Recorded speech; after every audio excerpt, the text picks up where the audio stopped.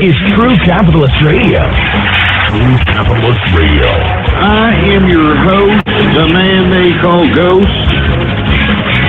The badass of business. Give him capitalism or give him death. That's it. Period. Broadcasting from his Skyline office studios in beautiful downtown Austin, Texas. You sound fruitier than a box of Fruit Loops, for Christ's sake.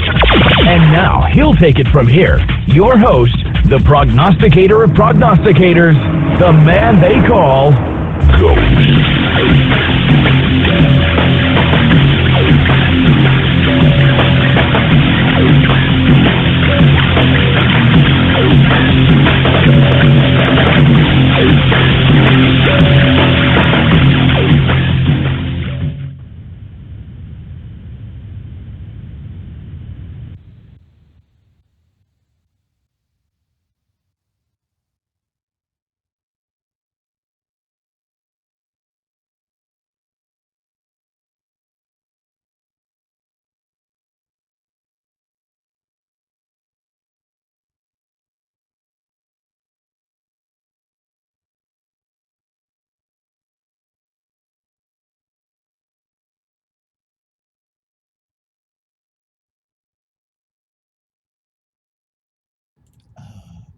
Ghost, you realize you're alone. Shh. Hey, Ghost. Ghost. Wake up. Wake up, Ghost.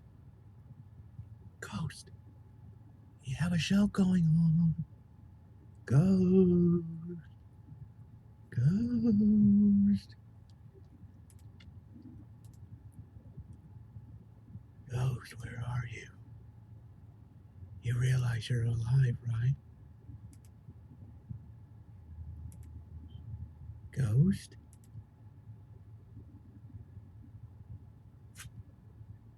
Press F for dead air, guys. Press F for dead air. This is actually real. Dead air. What is going on? What is going on? Ghost? Ghost? Come on.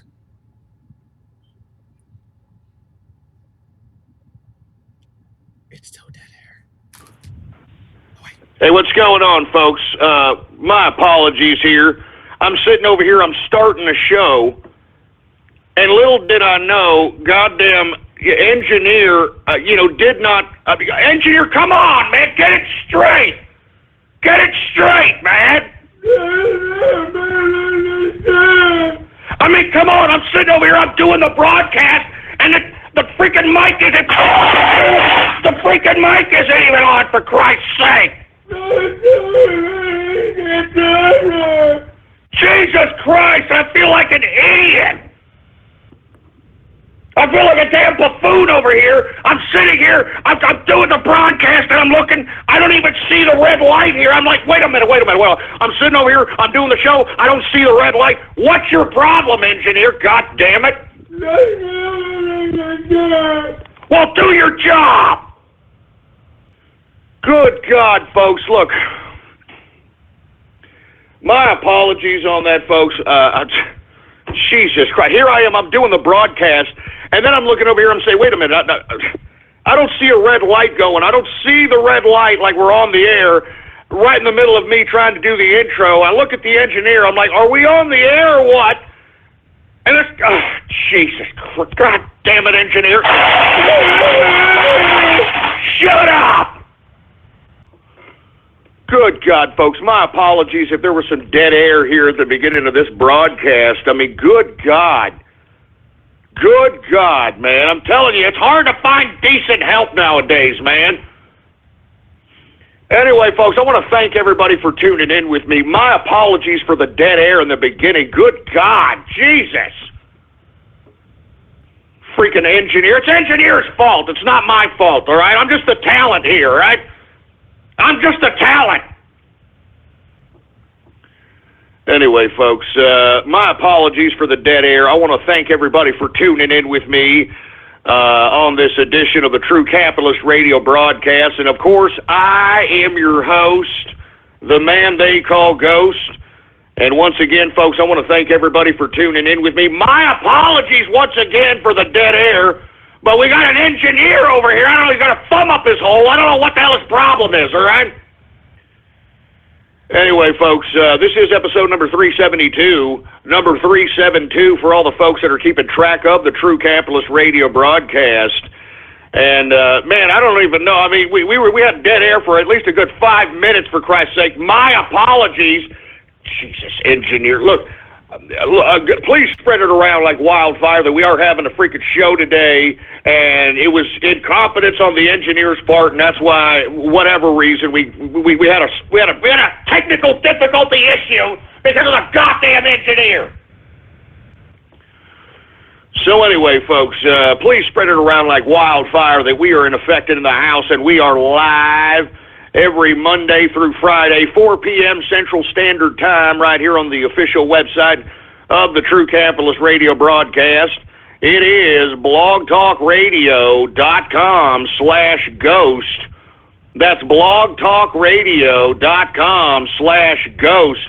Look, man, I'm sorry, man. You know what I'm saying? I'm sorry, that we had some dead air here. Look, I'm even getting tweets that, we're getting dead air. I see dead air. People are trying to make memes about it. It's not my fault, man. It's the engineer's fault. I'm sorry. Jesus Christ, I'm telling you, man. I mean, this is the kind of, it's hard to get decent help nowadays, for heaven's sake. Oh, man. Anyway, look, sorry. My apologies on the dead air. Let's get right into the markets, folks. Anyway, before we get into that, follow me on Twitter. That's a very important thing to do right now. Follow me on Twitter. The Twitter name to follow is Politics Ghost. All one word, no underscores. Politics Ghost is the name to follow. Let me tell you something. If you're listening to me on the Twitter, if you're following my timeline on the Twitter this morning, or every morning, I'm giving out great stock tips, baby. You understand what I'm saying? I'm talking, baby. I'm giving out free money, baby. Look who's following me now.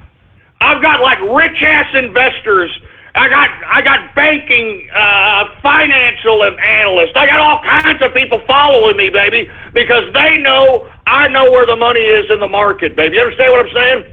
God damn, it should be illegal being this good in the market. But I'm glad I'm not. I'm glad I'm still legal, baby. You understand what I'm saying? Anyway, let's get into the markets, folks, first and foremost. And I want to remind everybody, when I make these plays, when I announce them on Twitter, I'm talking about a day's play. I'm not talking about anything in the long term. I'm not telling anybody to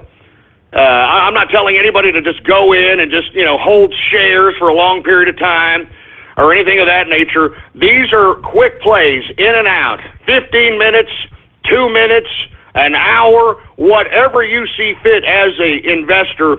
In and out type of action are the type of stocks that I am suggesting. And let's go ahead and get to the stock market, shall we? Now, first and foremost, let me make the rundown on the different indexes, and then I'm going to get to some of the stocks that I talked about earlier this morning on the Twitter, and talk about how you could have literally rode these stocks into money in your pocket. All right? Money in your pocket. Now, Dow Jones Industrials, and let me tell you why we're down today on the equities market. Not only are we continuing to see a run on the U.S. dollar, I think the international financial systems are starting to recognize that China has got a serious debt problem. And for you folks that are unaware, China has brought on an enormous amount of debt, on top of which they have, basically overprinted their currency, both tools in which to prevent outside companies and outside entities from potentially capitalizing on their population. And making it almost impossible for foreign entities to come into China and compete. And secondly, the debt. The reason that they have so much debt, folks, is they continuously grow. This artificial growth of, what do they grow at? Like 9% a quarter or 8% a quarter, something ridiculous of that nature. That is all artificial, man. I mean, you have to understand, the goddamn Chinese are commies, all right? They're a bunch of commies, for heaven's sake, so they are managing and planning their economy, and in doing so, they're taking on all kinds of debt to make it show that the Chinese GDP is growing at a consistent rate of 7, 8, 9%, 10%, whatever the hell they try to claim. You understand what I'm saying? I mean, this is why people think that China is somehow the great bastion of the financial world, and they're not. It's all fiat. It's fictitious. It's garbage. Why do you think Trump is brilliantly trying to pit against each other Mexico versus China? Because Mexico could easily take the means of production that are in China today and put them in Mexico. And Mexico doesn't necessarily have as planned of an economy. It's more of a protectionist economy in which the government protects the corporations that are invested in there. Unlike the Chinese economy, which the majority of the corporations in China are owned by the communist government. So that's why I'm saying, folks, this is really spooking the markets, the tremendous debt that China is bringing on itself, for Christ's sake. And let me tell you, that is really spooking the markets. And thirdly, and certainly not least, the dismal profit reports that we're seeing kick off in the fourth quarter is not generating any kind of enthusiasm with the investors, to say the least. All right, we should be seeing some decent profitability, and a lot of the numbers that we're seeing here in the fourth quarter, you know, we got a lot of people ending their third quarter, and of course we kicked off the third quarter season with Alcoa's numbers. That's what I'm saying, man. I think that this is going to come crashing down, and it's not a matter of if, it's a matter of when. That's why I tell people, if you're going to be investing in this market, invest it in the very short term. Try to grab as much liquid as you possibly can and put it in your pocket, folks, because that's what you need to be sitting on when the market crashes completely, all right? When the market crashes completely, you want to be sitting on enough money so that when you start seeing the Dow Jones Industrials at 7,000 points again, that's when you want to start accumulating some of these shares. That's when you want to start holding them for the long term. You see, that's what Warren Buffett has done up until the point of maybe about 35 years ago when he started using the government to make him billions. All right, when he first initially, like in the 50s, when he made his first millions, he basically took, I don't know however he got his first chunk of change. I think it may have been some insurance policy, inheritance, or something of that nature. I think it was like 50 grand. If I'm not mistaken, I don't really know Buffett's story because I think he's a fraud. I think he's a piece of garbage at this point. I don't think he started off as a fraud. At this point, I think he's a complete and utter fraud. I don't even want to get into the insider trading with the Goldman Sachs deal and how he knew Goldman Sachs was going to be bailed out. That's why he put his money in and made a fortune. I don't want to get into that, all right? But the bottom line is what made him money initially and made him millions was getting into the market when it was crashing. And because what goes up must come down, must go up again. And when he goes into these dips, he buys for the long term, folks. He's a long-term investor. He's the kind of investor that gets in on these crashes. Why do you think he just started buying up everything in 2009 during that crash? He bought up everything, man. Take a look at all the companies he got into during that time, and why do you think that him and Carlos Slim are always 1 and 2 every year for the richest man in the world? All right, this guy has done nothing but trade stocks for this money. And what he does is he goes in on the dips, all right, waits the long term, and the long term for Warren Buffett is anywhere from 5 to 10 years. And believe it or not, 5 to 10 years, you can make a lot of money. I mean, why don't you take a look at the chart of Amazon.com's stock? And just imagine if you would have, invested in it about 10 years ago and held it to now. Just imagine those profits, baby. You understand what I'm saying? That's why I'm saying long-term investment reigns supreme. But right now, because everything is so inflated, everything is so high right now, I do not recommend anybody investing in the long term in the equities market. I am completely encouraging everybody to go out there and basically invest in the very short term so you could just put liquidity in your pocket. Grab those dollars that are there to be grabbed in the market, grab them and put it in your pocket. That's all I'm saying. Grab them and put it in your pocket. Anyway, folks, let's get to the Dow Jones Industrials. That's why we saw some decreases. And, you know, the funny part about the down market today, it provided a great avenue for volatility so that you, as an independent investor, can get in on these volatile stocks and ride, get in on the dips and ride the waves is what I'm going to say. I'm going to talk a little bit more about that on some of these shares that I tweeted this morning. I'd like for you all, once I get through the markets, to take a look at those charts and take a look at the volatility throughout the day on those stocks. You could have been in and out of those stocks at least about 5-10 times plus and be able to gain some liquidity, put it in your pocket, and end the day out with at least, if not several hundred, if not $1,000+ all right? I'm serious. Even with a small account, all right? Even with a small account balance. Now, we've got Dow Jones Industrials down. Now, it was down below 100 points at one point in time. Dow, I saw a dip below 17,000 change. Thought it was going to be a very dismal day on the market.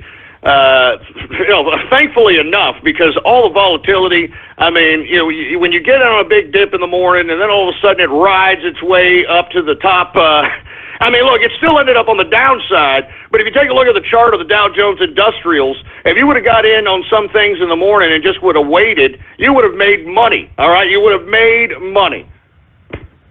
Dow Jones Industrials closed out on the downside, though, down 45.26 points, a percentage decrease of 0.25%, all right?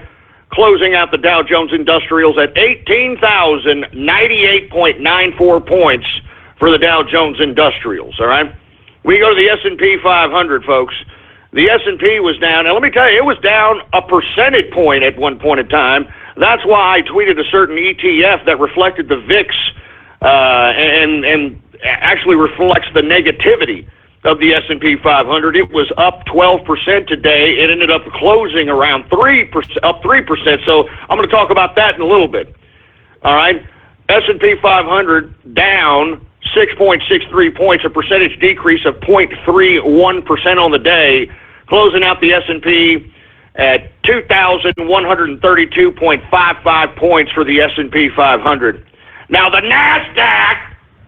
NASDAQ is down also, folks, 25.69 points, a percentage decrease of 0.49%, closing out the NASDAQ at 5,213.33 points for the NASDAQ composite, folks. Now, let me go ahead and start talking about some of these stocks that I talked about today.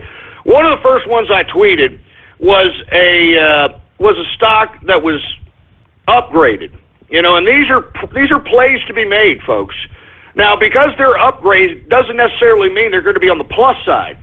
What it means is you're going to see some activity, you're going to see some volatility, you're going to see some ups and downs, and one of which was a symbol NEWR, symbol NEWR.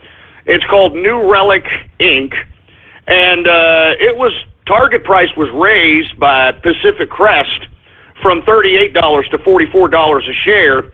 And if you look back in the news, it was also upgraded in August from $39 to $43. It opened up the market at around $35.02. And as you can see, it dropped today. But as you can see on the drop, on the chart on this, take a look at the peaks and valleys there. You see this? Take a look at the peaks and valleys. On this stock, you could have got in on any of those dips right there. You see what I'm talking about? If you're taking a look at the chart right now, from 10 a.m. to about 2 p.m., were some huge, from 10 a.m. to 12 p.m., were some huge, huge waves. And this is what I talk about getting in on the dips and riding the waves. I mean, you can never tell when the actual bottom of those dips will ever be. All right? But inevitably, what it comes down to is you got to be able to at least capture an element of that dip. And then when it rises up on that wave, you got to be smart enough, folks. You see, this is what makes capitalists and other people not. You got to be able, all right? You got to be able to see that, hey, wait a minute, it's already jumped up a few points. It's already jumped up a 1.5%, 2%. I've already made 1% on my money. I'm going to get out. All right? Or these are also strategies, folks, if you're trading on the short term, okay? If you're riding one of these, trying to get in on a dip, you don't necessarily have to put in all what you want to invest on this play in that play. You can buy half. You can use half of whatever you're going to invest in that play and buy what you think is the dip.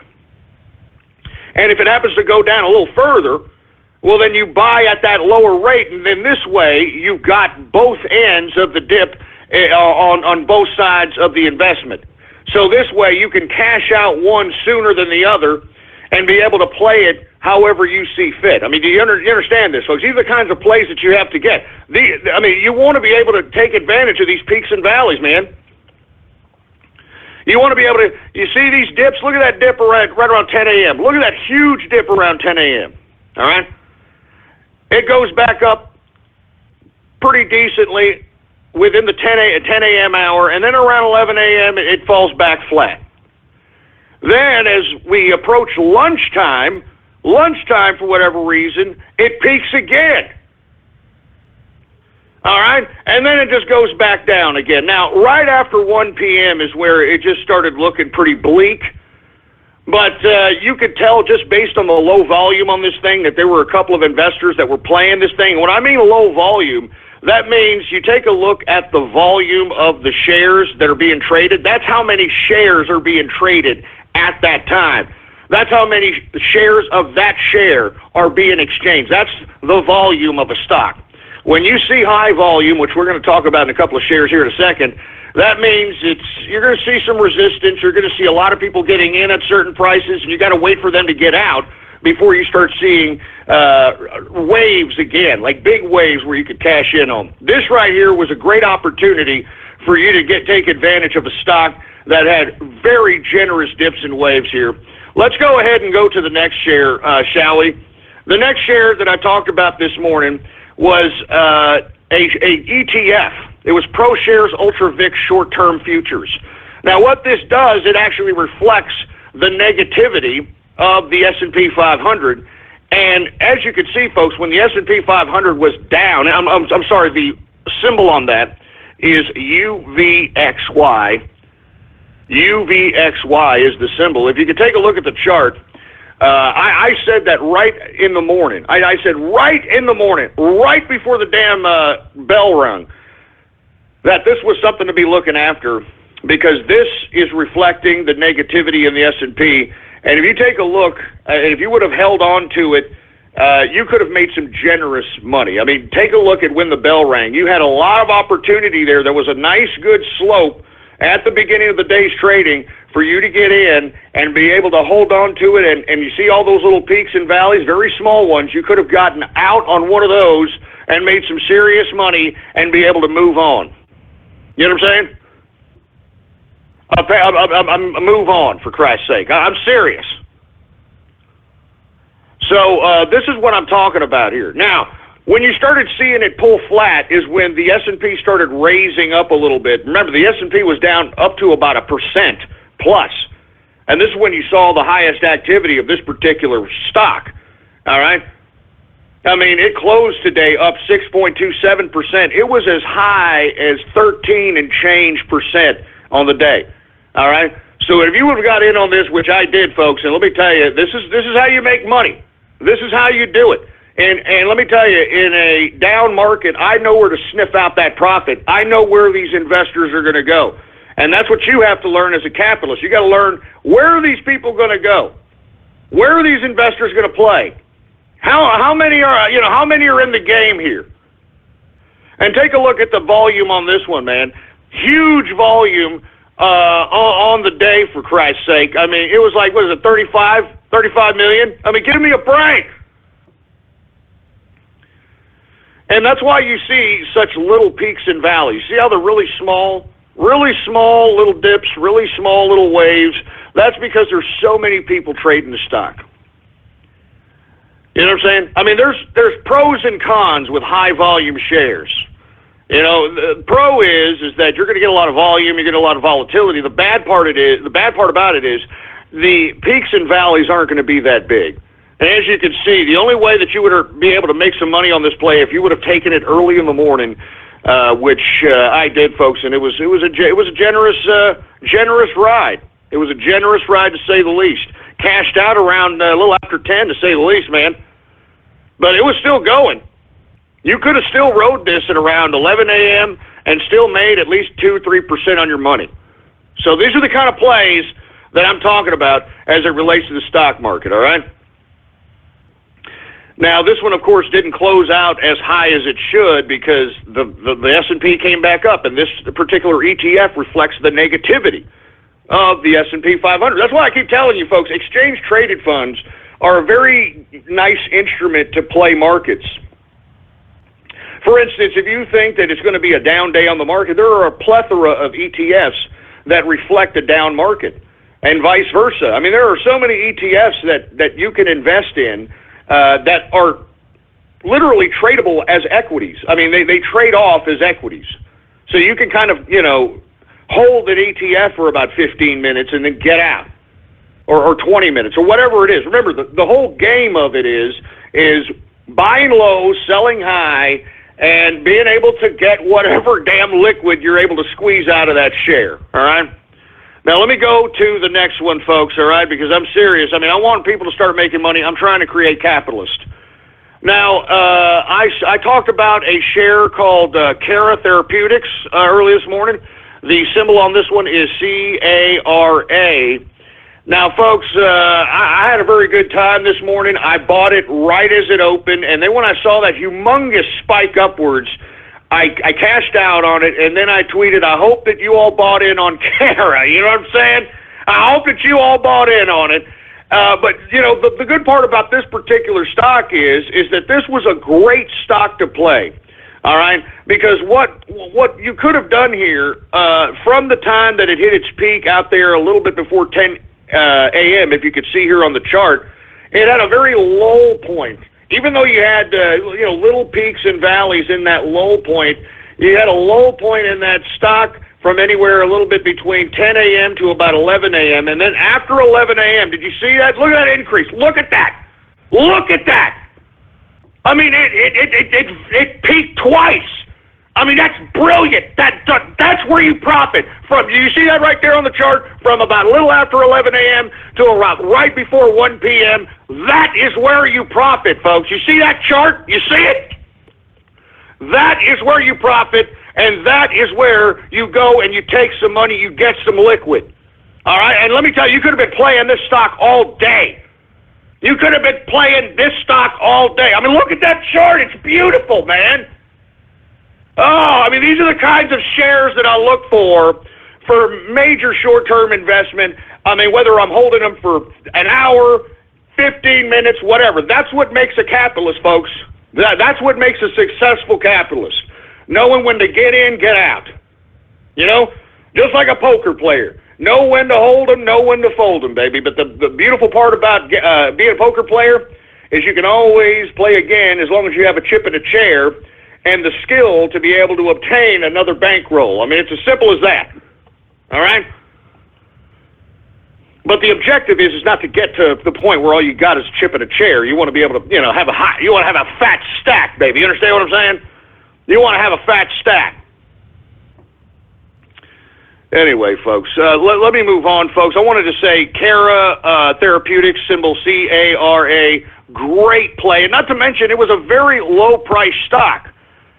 I mean, the day's range was anywhere from 777, which is, I mean, that was that dip at around 10 a.m., all right?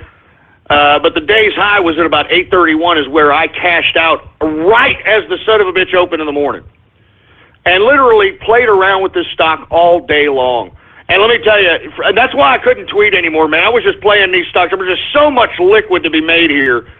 I mean, Cara, and it was only an $8 share, man. I mean, literally an $8 share. All right? I mean, if you got a small amount, $200, $500 account, this would have been a perfect opportunity for you to just kind of just continue to go in and out, and be able to put some damn liquid in your pocket. And that's what it's all about, man. Anyway, folks, last but not least, which was a very, very peculiar stock to say the least, and I'm talking about Ocular Therapeutics, symbol OCUL. Now, this is where I'm telling you that high volume can really, really make a stock kind of lose its potential. All right. Now, in the pre-market trading, folks, I saw people in the pre-market trade, because you actually can purchase stocks in pre-market. You just have to have a brokerage firm that does it, and I believe it does cost a little bit more of a premium commission.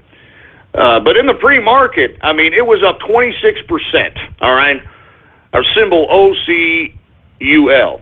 Now, I talked about this morning, and I said, look, it's going to jump right as the damn market opens. But I'd wait for a sell-off, because everyone that bought in the pre-market is going to sell off. And once they sell off, that's when you get in on the dip and then ride that son of a bitch.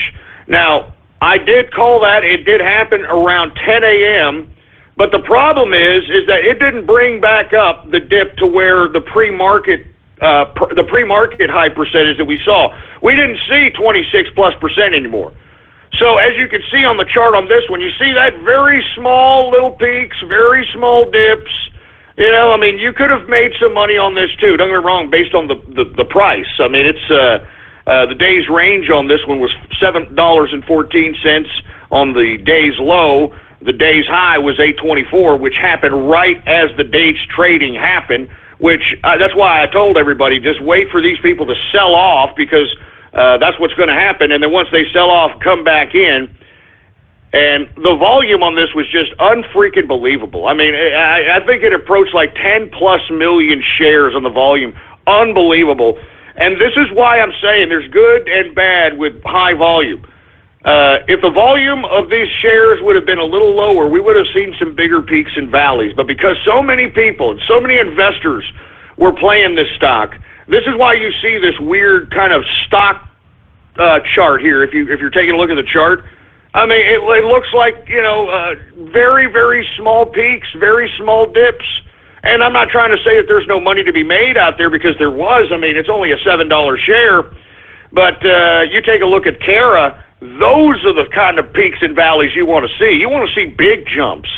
You know what I mean? You want the big profits. You want those big waves. You want to catch a dip and ride a big, huge wave into profitability and cash in your pocket. So anyway, folks, that right there was the shares that I talked about this morning. And hopefully, if you were listening in, you were making some money, because I literally gave away money. I mean, literally. I'm serious. You know what I'm saying? I'm not joking around. I mean, I was just giving away money this morning. That's why I keep telling people that everybody that, you know, follows me on Twitter in the morning, all right? Let me tell you something right now, man. I'm just giving away money. You know what I'm saying? I mean, why do you think I got investors? I got day traders. I got investment people following me now, folks, because they're not stupid, all right?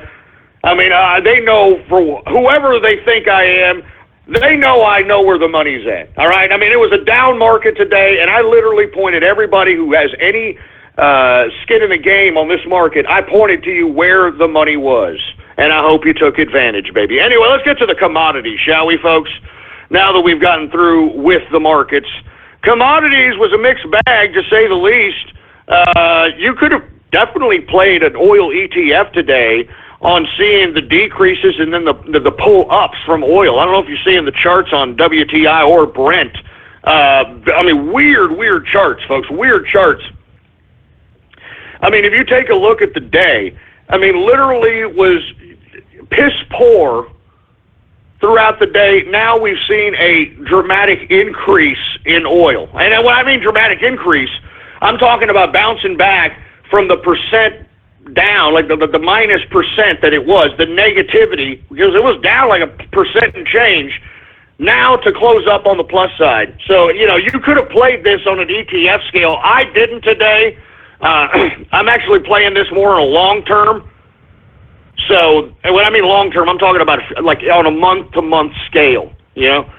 But as we can see today, WTI sweet crude is up today 37 cents, a percentage increase of 0.74%. So that was some pretty, good increases there. And I don't know if you saw, I mean, there was a huge dip that people could have taken advantage of, and I'm kicking myself just looking at the chart where I wish I would have taken advantage of that. But hey, there's always plays in the market, baby. That's a beautiful part about it. There's always plays. Anyway, folks, WTI sweet crude is $50.55 per barrel of WTI sweet crude. We got Brent crude also up today modestly, up 14 cents, a percentage increase of 0.27% on the day, closing out Brent crude at $51.95 per barrel of Brent crude oil. Let's see what's going on today. We got gasoline also up, for Christ's sake, 1.27% on the day. And natural gas, I mean, good God, did you see the bull market in natural gas? Whenever I see increases like that as a capitalist, it sticks in my craw that I didn't put some kind of money in there, you know what I mean, so I can make more and more profits. But kudos to anybody who is taking advantage of whatever kind of run they're having here on natural gas. I'm assuming that it has a lot to do with the natural disasters that we're seeing all across the world here. Natural gas is an alternative energy source for those that are displaced, that are outdoors, that need to have some sort of energy to cook things, so on and so forth. So it's rather interesting to see this run. Natural gas is up 4.14% on the day. I mean, good God, man. Whoever is taking advantage of this particular bull run, congratulations, all right? Congratulations.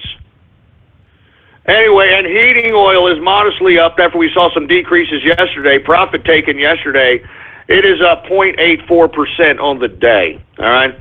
Now, we saw some weird activity going on in the metals department. This just underscores the uncertainty of the investment community of America. All right, very, very weird. Yet closed up modestly on the upside. It was up $5.60 for gold, a percentage increase of 0.45%, closing out gold at 1,259.40. That is $1,259.40 per troy ounce of gold. Let's go to silver, shall we?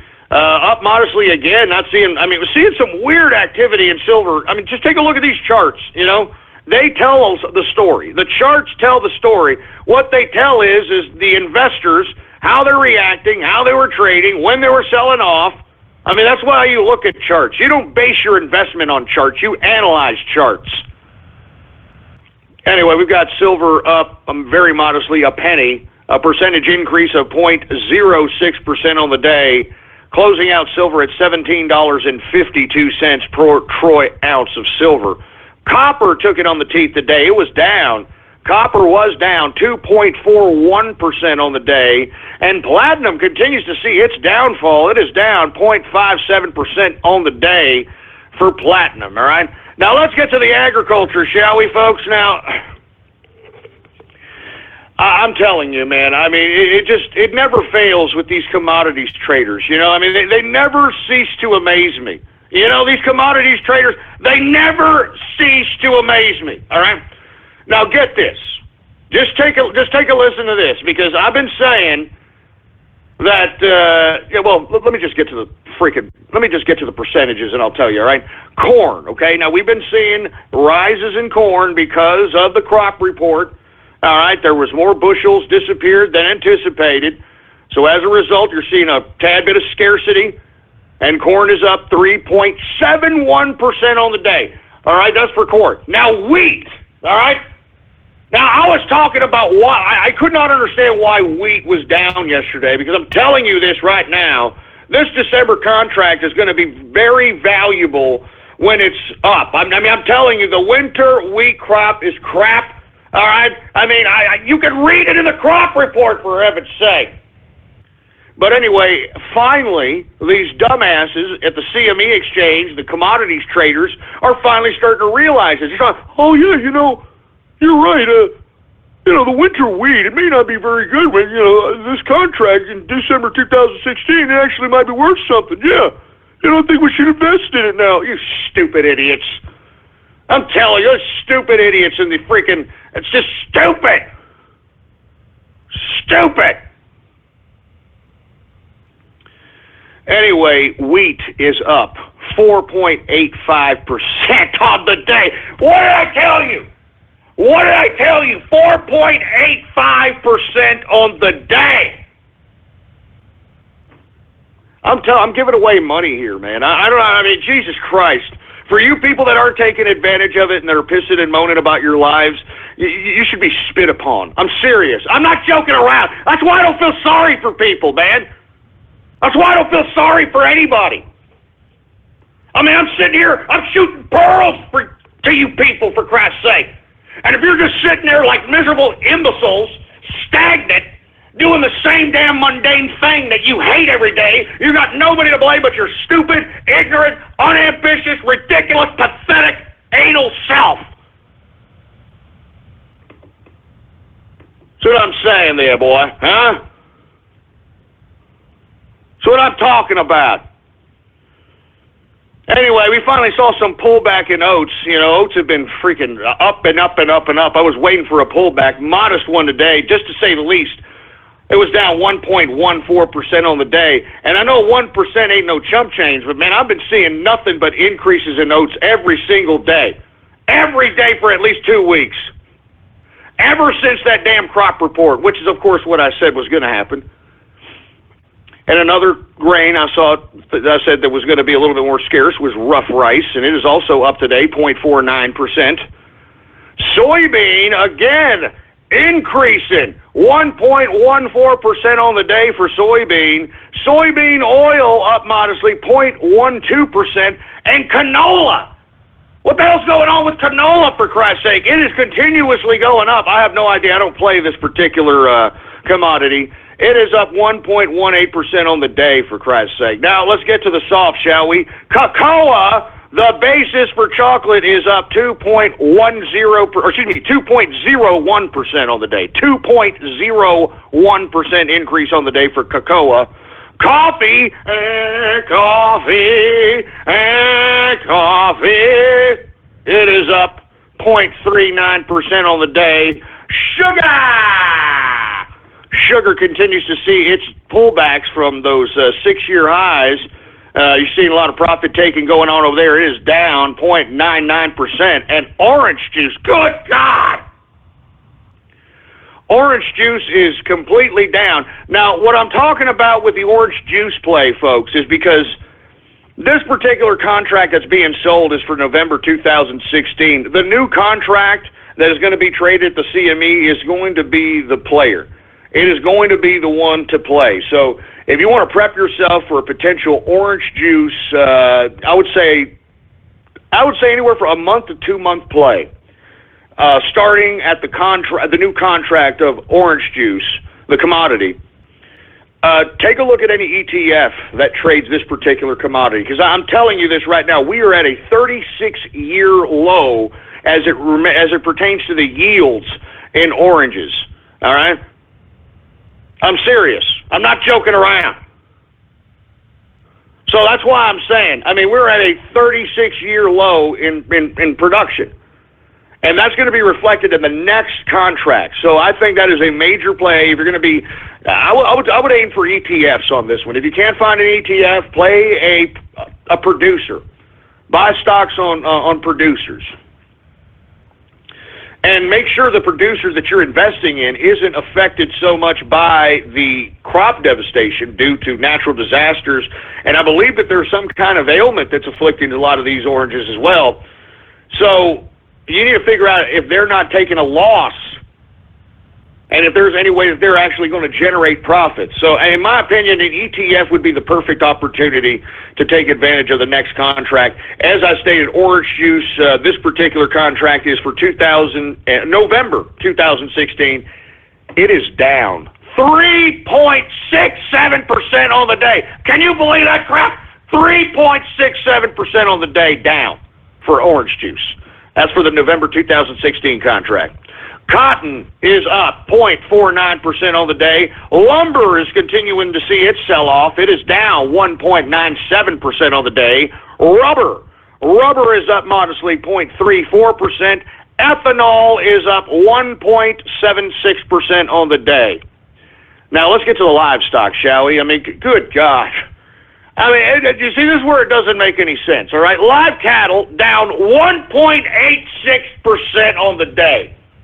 All right? I mean, what, is everybody turning vegan all of a sudden? Is that it? I mean, don't you idiots know that you're poisoning yourself by eating vegan, by being a vegan, for Christ's sake? That's why all these vegans, they look emaciated, you know what I mean? Swollen eyes, sunken cheeks, look like they're dying of cancer or the AIDS or something, because your body needs some level of protein, for heaven's sake, all right? You can't just get by nibbling on freaking grass, all right? Jesus Christ, man. And on top of which, cattle feeder, all right? You just heard the grain prices, right? Some of those grains, they're on the plus side, on the high side, are elements of cattle feeder, all right? So you would think that if you saw an increase in those things, you'd see an increase in this cattle feeder. No! Down 2.50% on the day for cattle feeder. Doesn't even make any sense. I'm telling you, these investors sometimes, they don't know their ass from their elbow, man. Anyway, last but not least, lean hogs is continuing its modest increase, and had a weird trading day as well. It was up about 1.5%, 2%. Then, of course, they sold off. It is up modestly today, 0.28% increase for lean hogs on the day. And that, my friends, is the markets for your ass. Oh, man. Anyway, folks, thank you very much for tuning in with me. All right. I hope that you folks, are taking advantage of the hour that I am spending on this particular subject matter of the markets. Now, I am not saying that the markets are the only way that you can make money, but if Wall Street's making money and they're making lots of cash and there's free liquid to kind of grab out of the markets, why aren't you attempting to do it? Why are you not attempting to do it, folks? I'm serious. I mean, you don't have to do this for a living. Why don't you do this to supplement your damn income, for Christ's sake, man? I mean, this is what I'm talking about. A capitalist does not sit there and wait for things to happen to them. They go out and they make things happen. They go out and make things happen. That's what a capitalist does. Not sit around and, oh, you know what? I have faith. I have faith that something's going to happen to me. I'm going to hit that lottery. I'm going to hit that lottery right now, and I'm going to win me $1 million. Shut up. Good God, man. I'm serious. I mean, good God. Anyway, folks, my apologies once again for the dead air early in the beginning of the broadcast. The freaking engineer can't even do his freaking job, for Christ's sake, man. Do your job, engineer. Yes, sir. Seriously, man. Making me look stupid. I'm listened to by tens of thousands of people throughout the world. And the last thing they need to do is listen in and realize that there's dead air, for Christ's sake. There ain't no dead air on True Capitalist Radio. You understand that? I always keep things going, man. I mean, for 3 freaking hours, I'm a one-man show, aside from the engineer with his 2-bit comments. You understand that? I'm a one-man show. Ain't no dead air out here. I don't see any goddamn talk show host being able to do that, being able to keep the listeners' attention for that long, for Christ's sake, enlightening them, educating them, entertaining them, the whole 9 yards. I don't see it, boy. I don't see it. Anyway, folks, without any further ado, let's go ahead and get to some Twitter shout-outs, all right? For all you folks that are unaware, go ahead and retweet the first tweet on my Twitter account. The Twitter account is Politics Ghost. All one word, no underscores, Politics Ghost. And retweet the tweet that states True Capitalist Radio Live. True Capitalist Radio Live, and I'll give you a shout-out live right here on the broadcast right here, right now. That's why we call this internet Twitter shout-outs, all right? So let's go ahead and get to those. Do we have any, by the way, engineer? Do we have any? Do your job, do we? Jesus Christ. Anyway, let's go ahead and get to some Twitter shout-outs right now. All right, who do we got here? We've got Robert Xbox in the house. What's going on? Who else do we have? Fidget my midget. Oh, Jesus Christ. We got Mario is a pimp. All right, what the hell that means? We got Mark Montag in the house. The Loose Moose. What's going on? We've got Godzilla in the place. Feral Capitalist in the house. How you doing, man? One-man show of betrayal. Shut up. All right? Just shut up. Ann and the Wizard in the house. How you doing, man? We've got Crusades for Arabia. No kidding. We got TC Capitalist in the place. We got Supa. What's going on to Supa? We've got NG paid off by Hillary. You know what? No crap. Are you being paid off by Hillary, for Christ's sake? Because I saw that list of paid trolls. Did you all see that crap?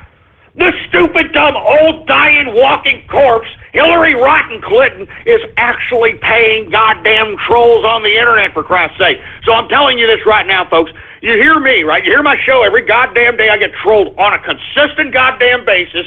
I would not be surprised. I would not be goddamn surprised if a lot of these damn troll terrorists and cyber vermin were being paid by the DNC. Remember, I used to always say that. Y'all remember that? I used to say that in 2008. I used to say that in 2000. I used to always say that. Now, all of a sudden,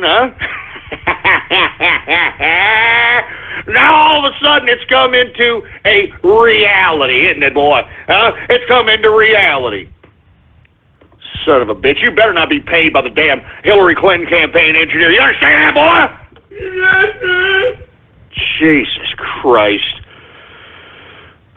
Who else do we got here, for Christ's sake? Man, once again, retweet the first tweet on my Twitter account, and I'll give you a shout-out live right here on the broadcast.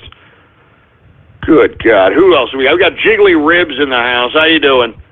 We got Czech Capitalist. We got Trumpin' Fappin' Autism. Look, shut up, all right? Shut up. True Dead Air Radio. Look, I'm sorry. It was the engineer's fault. It was a few minutes, all right? Get over it, you stupid, unappreciative pricks. It's not like you're paying for this crap, so shut up. Just shut your stupid, dumb, fat, Cheeto-stained fingers faces. Just shut up. You socialist schlonghead sucking fruit bowls, just shut up already, all right? I'm tired of you people. You already ruined my show yesterday. I'm going to be damned if you ruined it today, you dumb son of a bitch. Anyway, we've got Sergeant Yoda.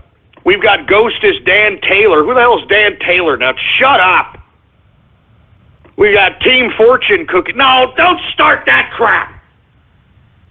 Team Fortune Cookie. Shut up, all right? Oh, what's going on to Trump and Capitalist? How you doing, man? Norwegian Capitalist in the house. We've got Trump and Nazi. Shut up with that crap, all right?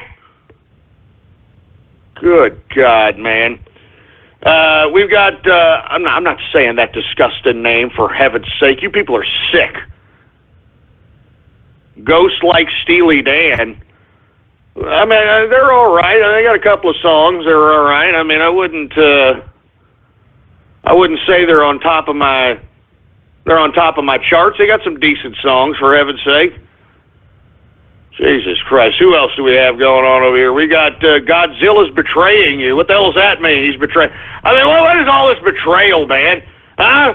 What is all this crap?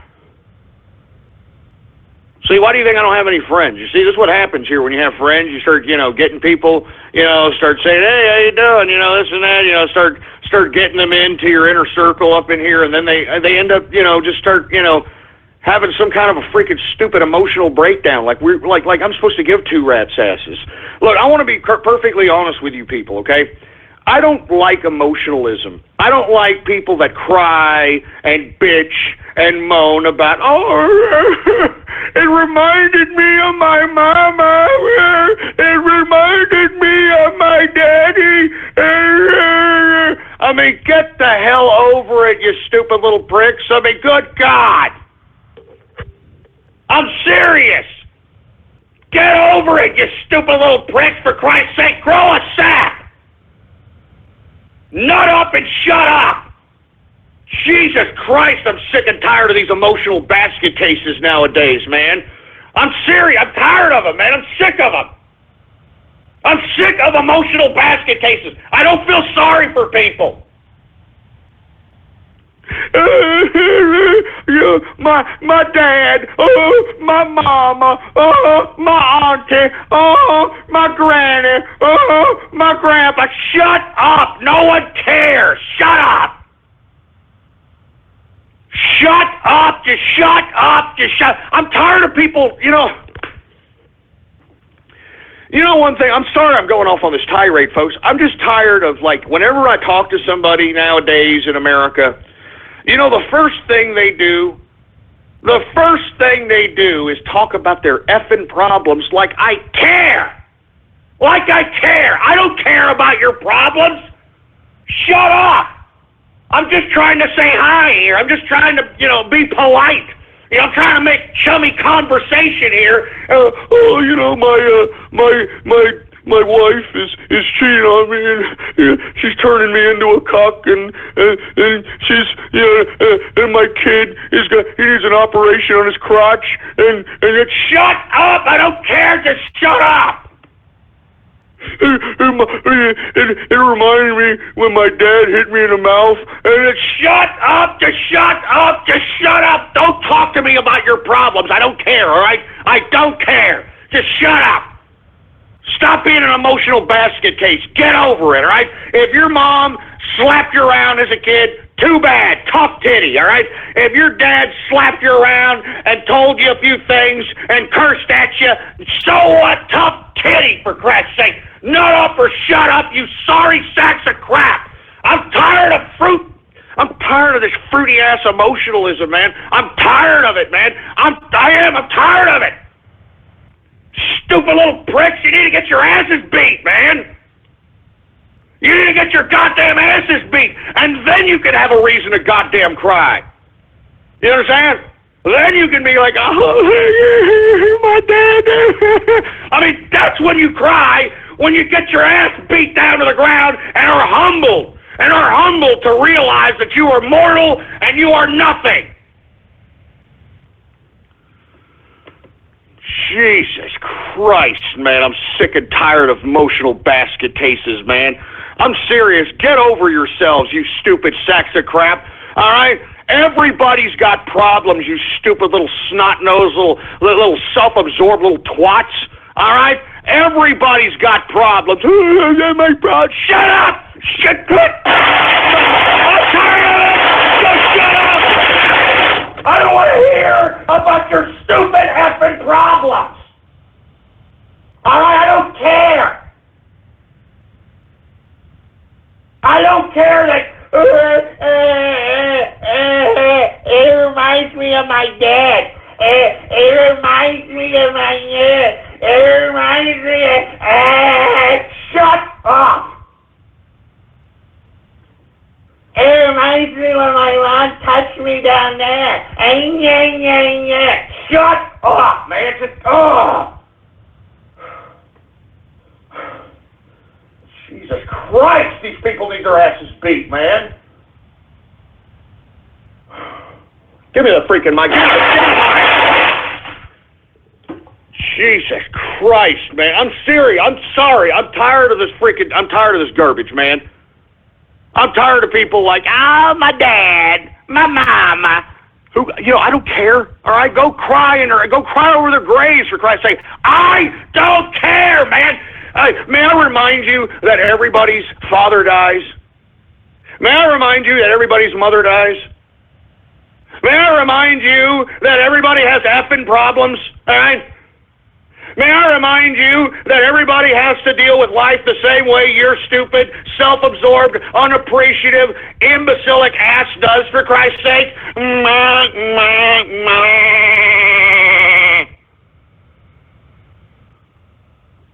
Jesus Christ, man. Anyway, look, I'm sorry, folks, for going off of that tirade. I'm just tired of emotional basket cases that want me and other people to feel sorry for them for what? My dad, my mama. You know, it's society's fault. I'm half a tard. Help me. Here's my handout. I want sympathy. All right, I want to be an emotional vampire. Meh. Jesus Christ, man. Anyway, I'm sorry, folks. I had to do it. It was one of these tension breakers. I had to do it, folks. All right. All right. I had to do it. I'm tired of it, man. I'm tired of people just pissing and moaning. I'm tired of it. I'm tired. I'm serious. I'm tired of it. These people need their asses beat, man. These people need their asses beat. But you know what? We have this fucking pussy. Excuse my French. Look, I'm sorry, folks. I'm cursing. Look, I'm sorry. All right, this is the second hour of the True Capitalist Radio broadcast. And, of course, I'm your host, the man they call Ghost. Yada, yada, yada. Look, I am tired of people like we're supposed to give a crap about, their stupid effing feelings. I'm tired of worrying about people's effing feelings, all right? I don't care about your feelings, all right? I don't care. Your feelings, you know what your feelings are to me? Puh! That's what I think of your feelings, all right? I mean, the absolute pussification, all right? The utter absolute pussification of the American male and the stench of dirty, sick-ass salmon in the air is no more apparent than in the freaking pussy-whipped, emotional, sympathy-sucking pieces of garbage that are walking around out here, for Christ's sake, man. That are walking around out here, for Christ's sake. Jesus Christ, man. Let me just move on, all right? Look, you know what? I'm not even going to take any more Twitter shout-outs. You want to know why? Because, I'll probably hurt somebody's feelings. You know what I mean? I'll probably, it hurts my feelings. It hurts me, and I don't, I'm going to kill myself. Oh, my God, I'm going to kill just piss off, all right? Seriously. All right, come on, man. Freaking can't even have a radio show without a couple of emotional tards out here, wanting to put freaking razors to their wrists. Oh my God! Anyway, look, let's move on here. All right, I'm sorry, folks. I'm just trying to make the show a little interactive here. And lo and behold, this is the kind of thanks I get. You understand what I'm saying? This is the kind of thanks I get.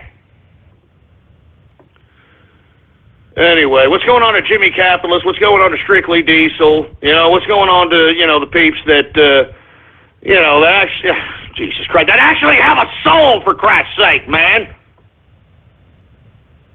Jesus Christ, man. Anyway, look, let's move on with the rest of the broadcast, all right? Because this is some serious stuff that we got to talk about out here, right? And the thing I want to talk about first and foremost is the media that is character assassinating Donald Trump, all right? I mean, this is complete and utter garbage.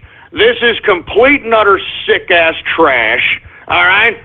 And I cannot believe that you've got the Clinton crime family with the Bush crime family intertwined with the mainstream media that is sitting over here trying to throw everything in the kitchen sink at Donald Trump.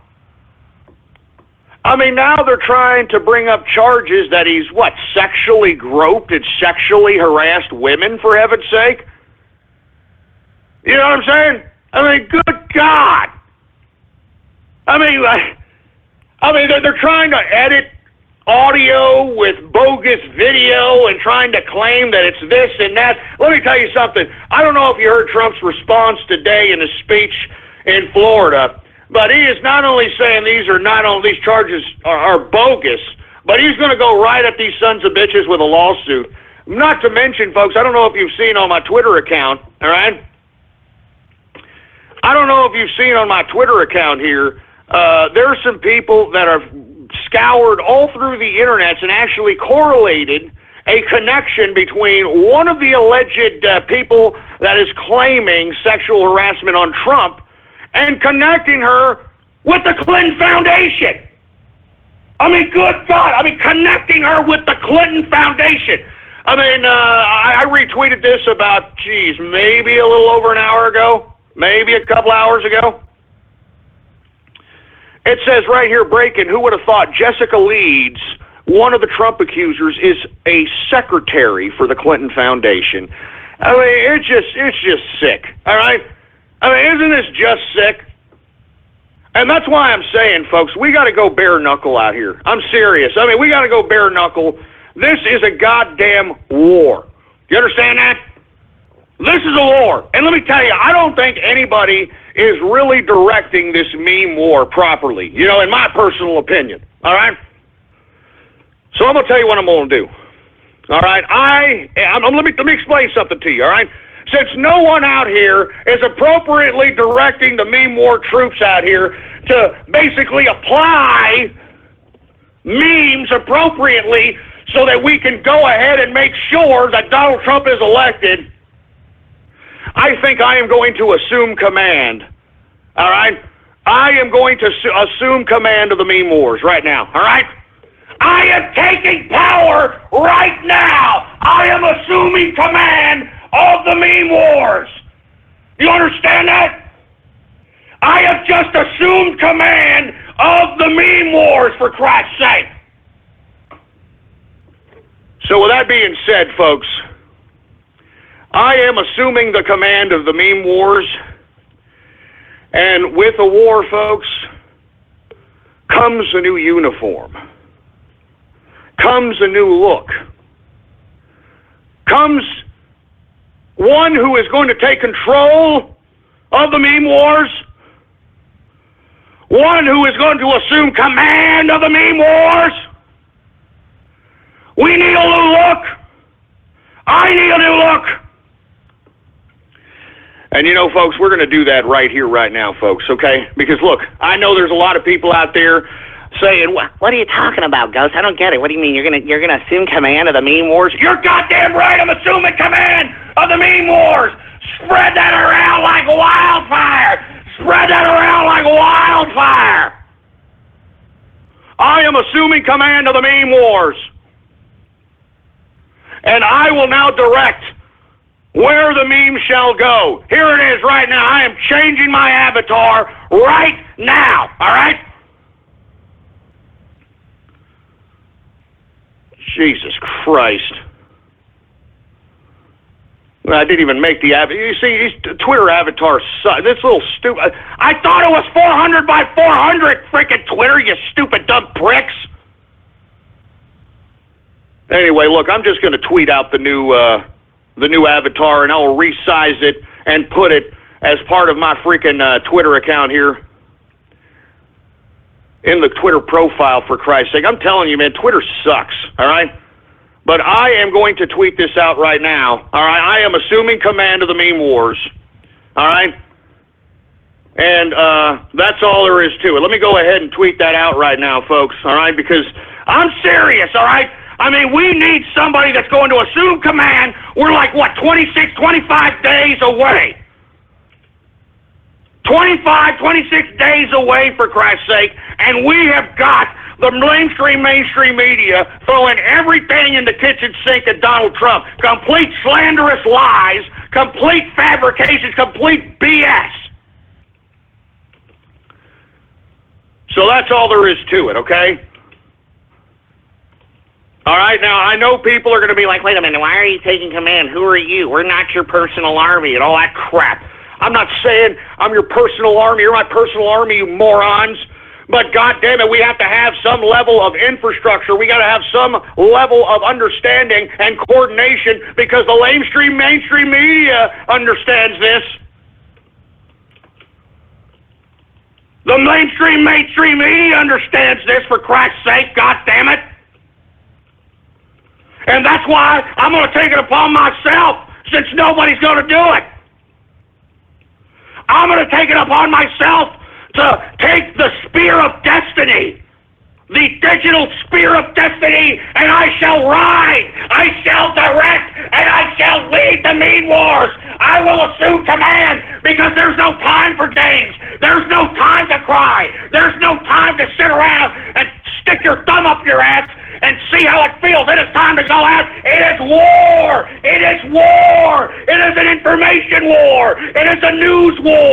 It is the kind of war of mean proportions that we have never seen before. It is about propaganda. It is about putting it in the faces of the people.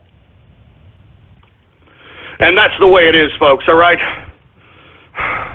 Look, I'm sorry I'm going off keister here, but I'm serious. I am assuming command. I am assuming command of the meme wars, and if anybody doesn't like it, well, then do something then, God damn it. Don't just get mad at me. Do something. I'm assuming command of the meme wars here, folks, all right? Let me go ahead and tweet this out. This will be the new avatar since we're at war right now, all right? This will be the new avatar since we are at war right now. I'm assuming command of the meme wars, all right? Let it be known. Let it be known on this day. I am assuming command of the meme wars. It is the rise. It is the rise. It is the rise of Ghostler. It is the rise of Ghostler. That's right. That's right. It is the rise of Ghostler. There it is. There it is. I'm assuming command of the meme wars. And there's nothing anybody can do about it because these goddamn sons of bitches, they want to sit here. They want to play games. We can play games too. We can play games too. It is the rise of Ghostler. It is the rise of Ghostler. Yeah! Yeah! It is the rise of Ghostler. It is the meme wars. We shall take control of these internets and we shall plaster the Pepes. We shall plaster everything that is repulsive to the left. We shall insult little social justice warriors until they go into their safe spaces. We shall do all the deplorable things that each and every one of these disgusting social justice warriors, these liberal, leftist, communist pieces of trash are saying we can't do. That's right. I'm assuming command of the meme wars. It is the rise. It is the rise of Ghostler!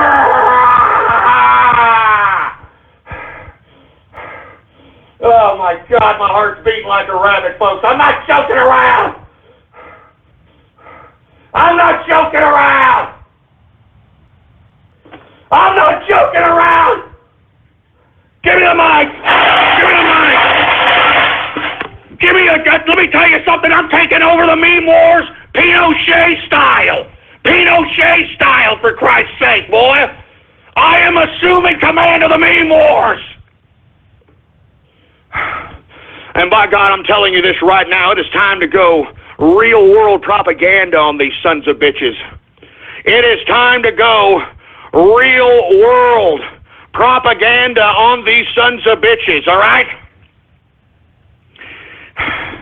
I'm not joking around. I'm calling on everybody on the Trump train. I'm calling on everybody in the alt-right. I'm calling on everybody at poll. I'm calling on everybody that is a part of the meme wars. It is time. It is time to take the fight to the enemy. They've got the guns. We've got the numbers. We've got the skills. And we've got the goddamn documents. We've got the documents. I told you we had them. I told you we had them. And they're going to continue to come out. They're going to continue to go out. You're going to continue to see documents after documents being released by WikiLeaks. You're going to see Guccifer 2.0 miraculously come out with the 33,000 missing emails. You're going to see it all, baby. You're going to see it all, but we, as the Trump train, as the capitalist army, we have to make sure that we put this information right in the faces of everybody, because these morons are idiots. We got to make sure that it's in their faces that they are promoting and endorsing and condoning and aiding and abetting criminality and corruption by voting Democrat, by voting for Hillary Rodham Clinton and supporting these establishment Republican scumbags. I'm telling you this right goddamn now, folks. This is a revolution. This is a revolution. Trump's candidacy is a manifestation of a revolution. And unless you are willing to get off the sidelines and get on the front lines, then just stay your ass at home. Stay your ass at home. Just stay your ass at home, for Christ's sake, boy. Do you understand that? I'm not joking. Just stay your ass at home. We don't need you to be clogging up the lines on Election Day. Do you understand that, boy? We don't need you clogging up the lines by sitting here voting for your little fruity-ass Gary Johnson or Jill Stein. Hell, even Jill Stein's starting to understand that Hillary Clinton is completely dangerous, and she's starting to talk the rhetoric that no matter what, Hillary Clinton cannot get into the White House. We're at war, folks. We are at war, and let me tell you something. This is the capitalist army, and I am taking command, Pinochet style. General Gosler. We need to start directing propaganda attacks as soon as possible, folks. And I'm talking about printing out actual physical propaganda and plastering it, putting it on telephone poles. Putting it on cars at shopping malls. I guarantee you will make your local media. I guarantee you will make your local media. And this is the kind of thing that we're going to have to do. And let me tell you, I know me and Ellis Jones have our goddamn problems, but what he has done by putting bounties on anybody who goes in front of the media, who goes to these damn Hillary Rotten Clinton events and yells, Bill Clinton is a rapist. That is superb. Look at how he has the establishment scared. They are completely disheveled, and all these particular protesters go into Tim Kaine events, Hillary Clinton events. Hell, there was 3 disturbances at Barack Obama's event yesterday. Did you all see that? Did you all see that? Obama got disrupted 3 times, baby. 3 times, for Christ's sake, man. At one time, there was one idiot, and I shouldn't call him an idiot. As a matter of fact, I should call him a patriot. My apologies. One guy that went up into the front row and started pointing at Obama and screaming at him had to be physically removed by the Secret Service, for Christ's sake. And Obama, you could tell on his face that he's a little flustered himself. He understands the implications of a Donald Trump presidency, because not only will Donald Trump prosecute Hillary Rotten Clinton and the Clinton crime family, I personally believe that he is going to go after Barack Obama and pursue him criminally as well. I'm not joking around. That's the first thing that he should do. Go in, special prosecutor for Hillary Rotten Clinton and Barack Obama. All right? And put these sons of bitches in jail where they belong. That's why I'm saying, folks, this is bare knuckle time. This is a revolution. This is unlike anything else, all right?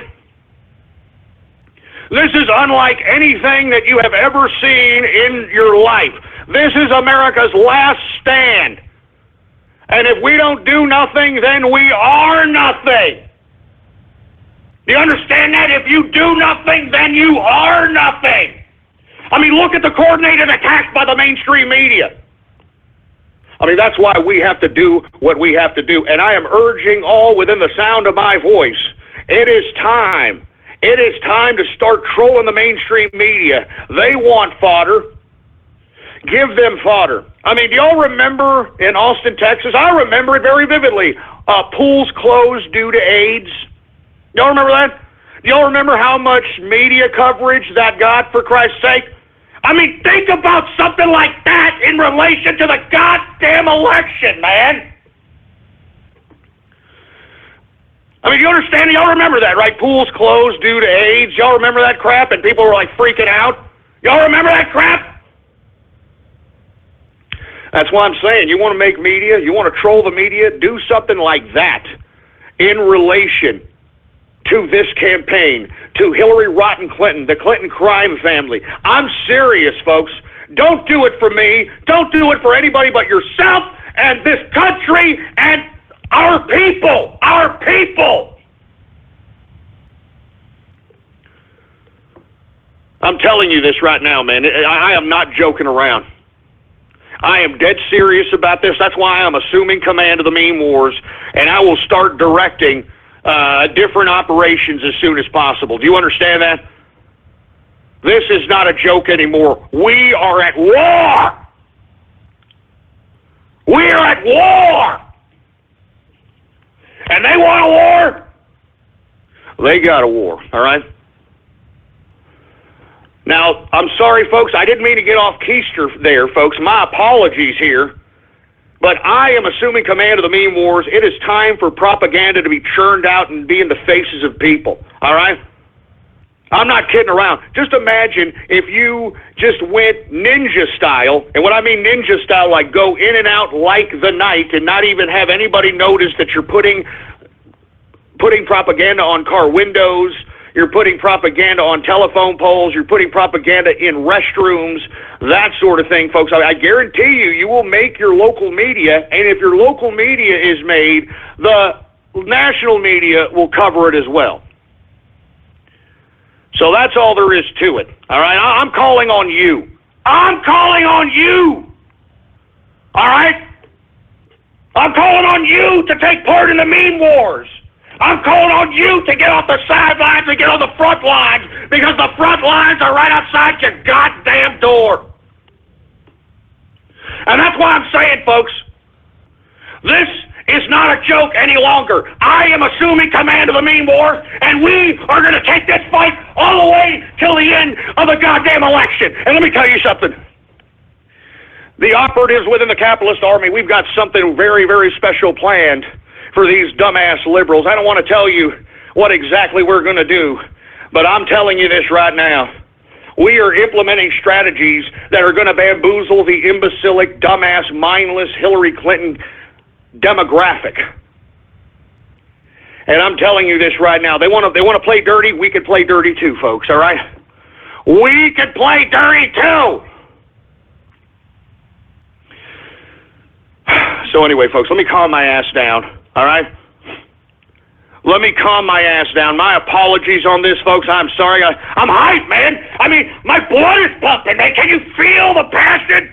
I mean, can you feel the energy? Can you feel the fury? Yes! Yes, I can feel it! I can feel it! I mean, I'm not joking around. Give me my drink. Give me my drink, for Christ's sake.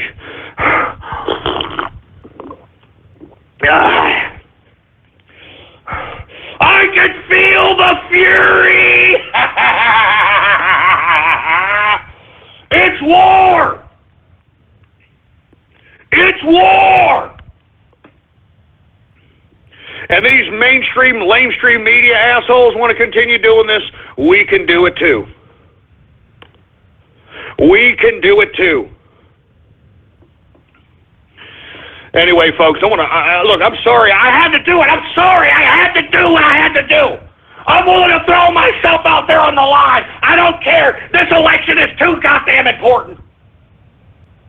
This election is too damn important, folks.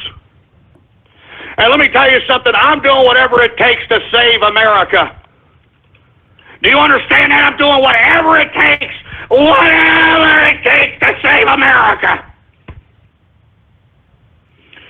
Jesus Christ, folks. Anyway, let me calm my ass down. Once again, they're throwing everything in the kitchen sink at Donald Trump, and now it's time for the capitalist army. Now it's time for the Trump train, all right?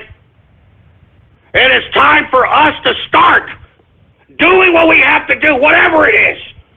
You trolls, be creative, man. We need your help. We need your help. I'm serious, man. We need your help, folks.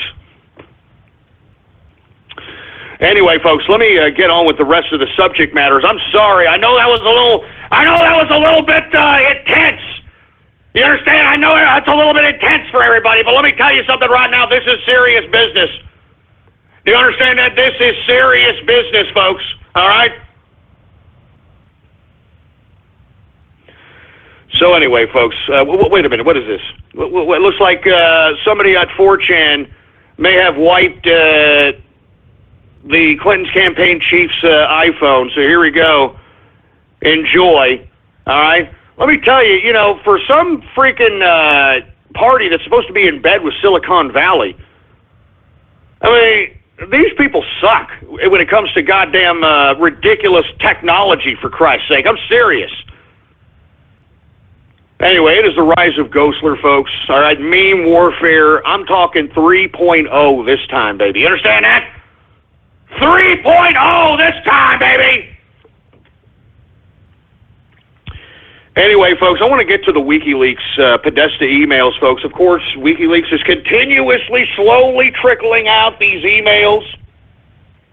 And, you know, folks, I want to thank the people that are scouring through these things and are trying to put out the juicy details in these things as quick as possible.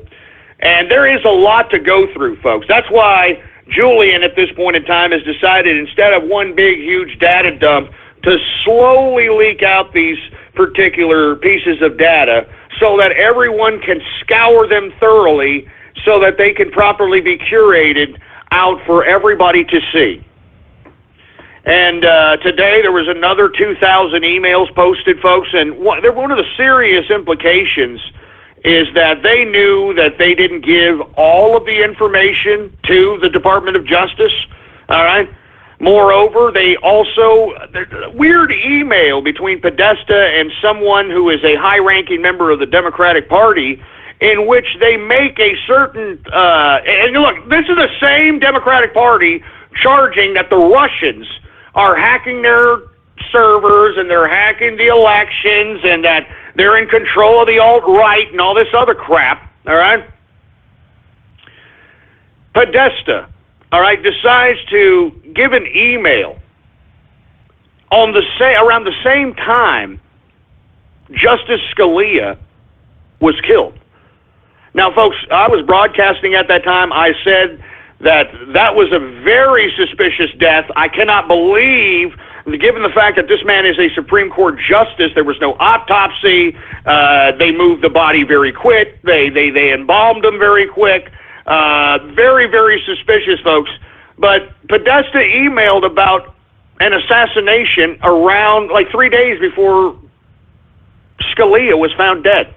Now, how do we know that they're talking about an assassination? Because they're using the term wet work in this email.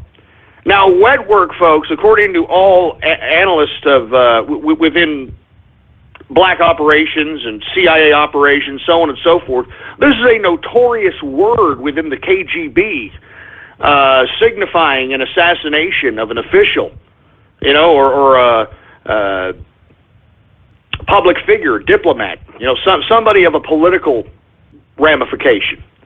And Podesta used this term wet work in an email 3 days before Justice Scalia was found dead in that weird-ass resort, this Bohemian Grove-like resort, where, of course, he had none of his security detail. All right, I mean, let's just list what happened, all right? Let me just list the anomalies, what happened to Scalia, all right?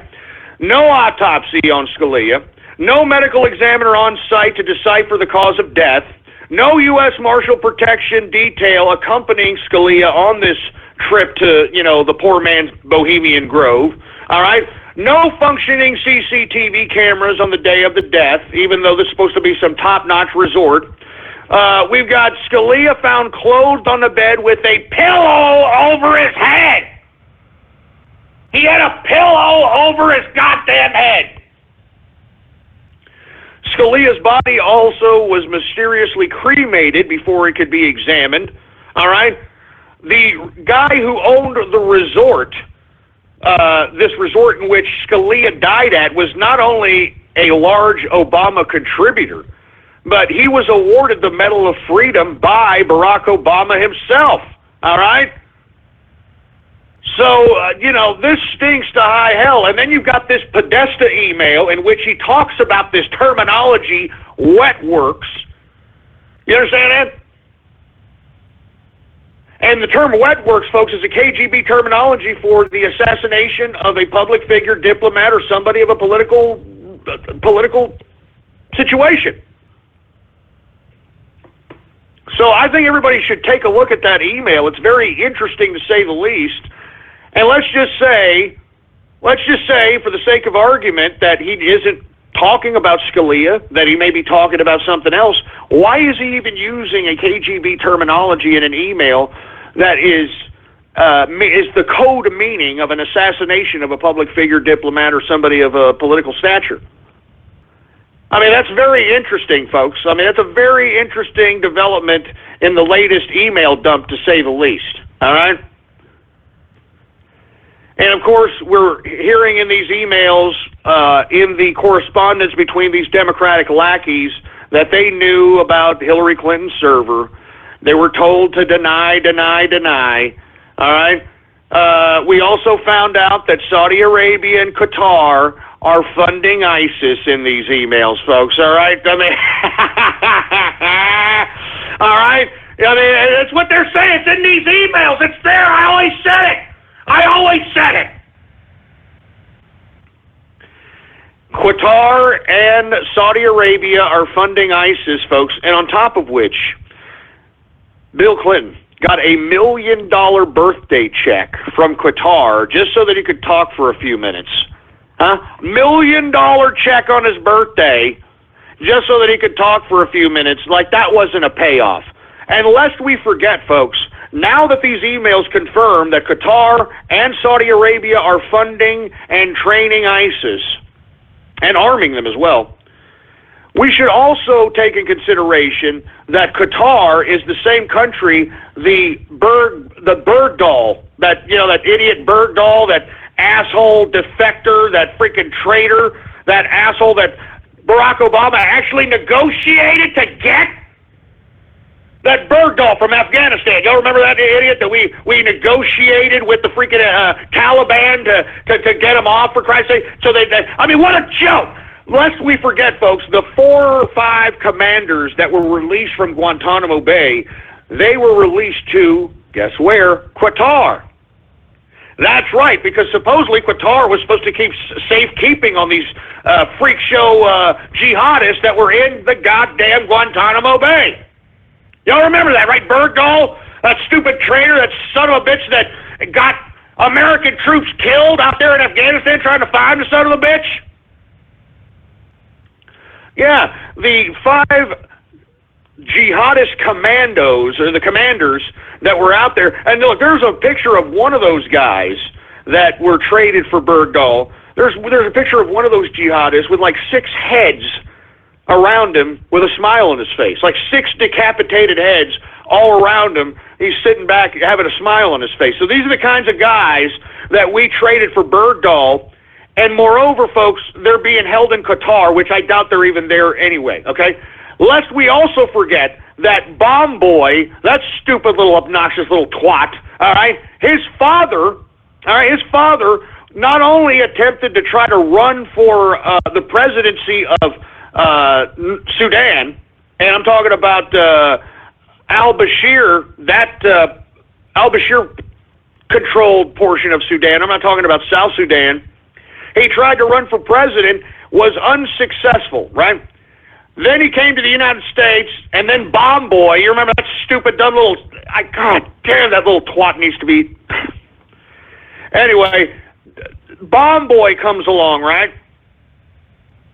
Guess where they moved after the whole Bomb Boy incident, and Barack Obama invited him to the White House, and they gave him $1 million and a free scholarship and all that crap. Guess where Bomb Boy and his dad relocated to? Qatar. Do you see the correlation of what's going on here, folks? These freaking Saudis and these people from Qatar, these royal families, these Arab royal families are evil, and they are an enemy of America, for Christ's sake. I'm serious. I'm not joking around, man. I'm not kidding around. I mean, how much more correlation do you need to understand that we are being sold out by our own political class to internationalists, to Saudi Arabia, Qatar, the United Nations, China? I mean, I'm just, Jesus Christ, what the hell else? I mean, what else do you need? How much more proof do you need, man? How much more proof do you need that this government of ours has all of them that are in office? I mean, at least 95% of them have committed treason. 95% of them have committed treason on America. So that's why I'm saying, folks, you need to start being aware of what's going on here. You need to be aware of what the information is, what the connections are. These are all factual connections, folks. All right, I'm talking about the Bergdahl, Guantanamo Bay prisoners. They're supposedly in Qatar, which, if you want my personal opinion, I think they might be directing some of this horrific crap in Syria and Iraq. I mean, you got Bomb Boy and his father now living out there in Qatar, huh? Jesus Christ! I mean, you know what I mean? I'm just so sick of this corruption, folks. I mean, when are you all going to see that if you are supporting Hillary Clinton, that you are supporting a criminal enterprise, that you are literally organized crime?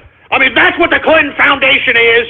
That's what the Clintons have been doing. And not only have they been conducting themselves in organized crime, they have literally connected the whole government to their organized crime syndicate, folks. That's why you have Barack Obama, Michelle Obama, Joe Biden, Tim Kaine, Al Gore. Everybody's out there stumping for Hillary Rodham Clinton. Everybody. And you know, folks, if you're reading the Podesta emails, you notice that the majority of the people that are in the Democratic Party don't like her. What I've been saying ever since I came back in March, I said that they do not like Hillary Rodham Clinton. They do not like Hillary Rodham Clinton. And I told you when I came back in March that there was a power struggle within the Democratic Party.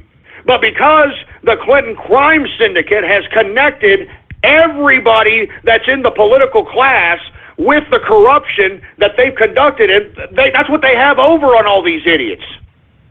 I mean, literally, Clinton has this hung over everyone's head. The Clinton Foundation, and I've said it, and I'll continue to say it, the Clinton Foundation could take down the entire government. What the Clintons and the Clinton Foundation has done could bring on a constitutional crisis. Why do you think that they're so gung-ho about trying to start a war with Russia? And if you want my personal opinion, folks, I don't think that I think it's a colluded war. I do not believe that Russia is technically against Obama. I think that these people, much like, because remember, these are communists. These are leftists. They believe they can manage things. I mean, that's the whole concept of communism. That's the whole concept of leftism, is that they can manage economies. They can manage people. They can manage wars. I mean, that's the whole concept. It's centralization of power, planning. You know, I mean, take a look at what the bureau names are of a lot of these bureaus in China. They have the word planning. Planning. So I honestly believe that we are headed into a nuclear confrontation by plan. I don't think that this has anything to do with any organic strife being brought upon by the people themselves. This is all being directed by actors on the world stage. Putin, Erdogan, Obama, Merkel, all of these characters. All right, these are the individuals that are actually coordinating this effort and turning the whole world into a chaotic situation just so that they, and I'm talking about the bureaucratic institutionalists, can assert their totalitarianism. All right?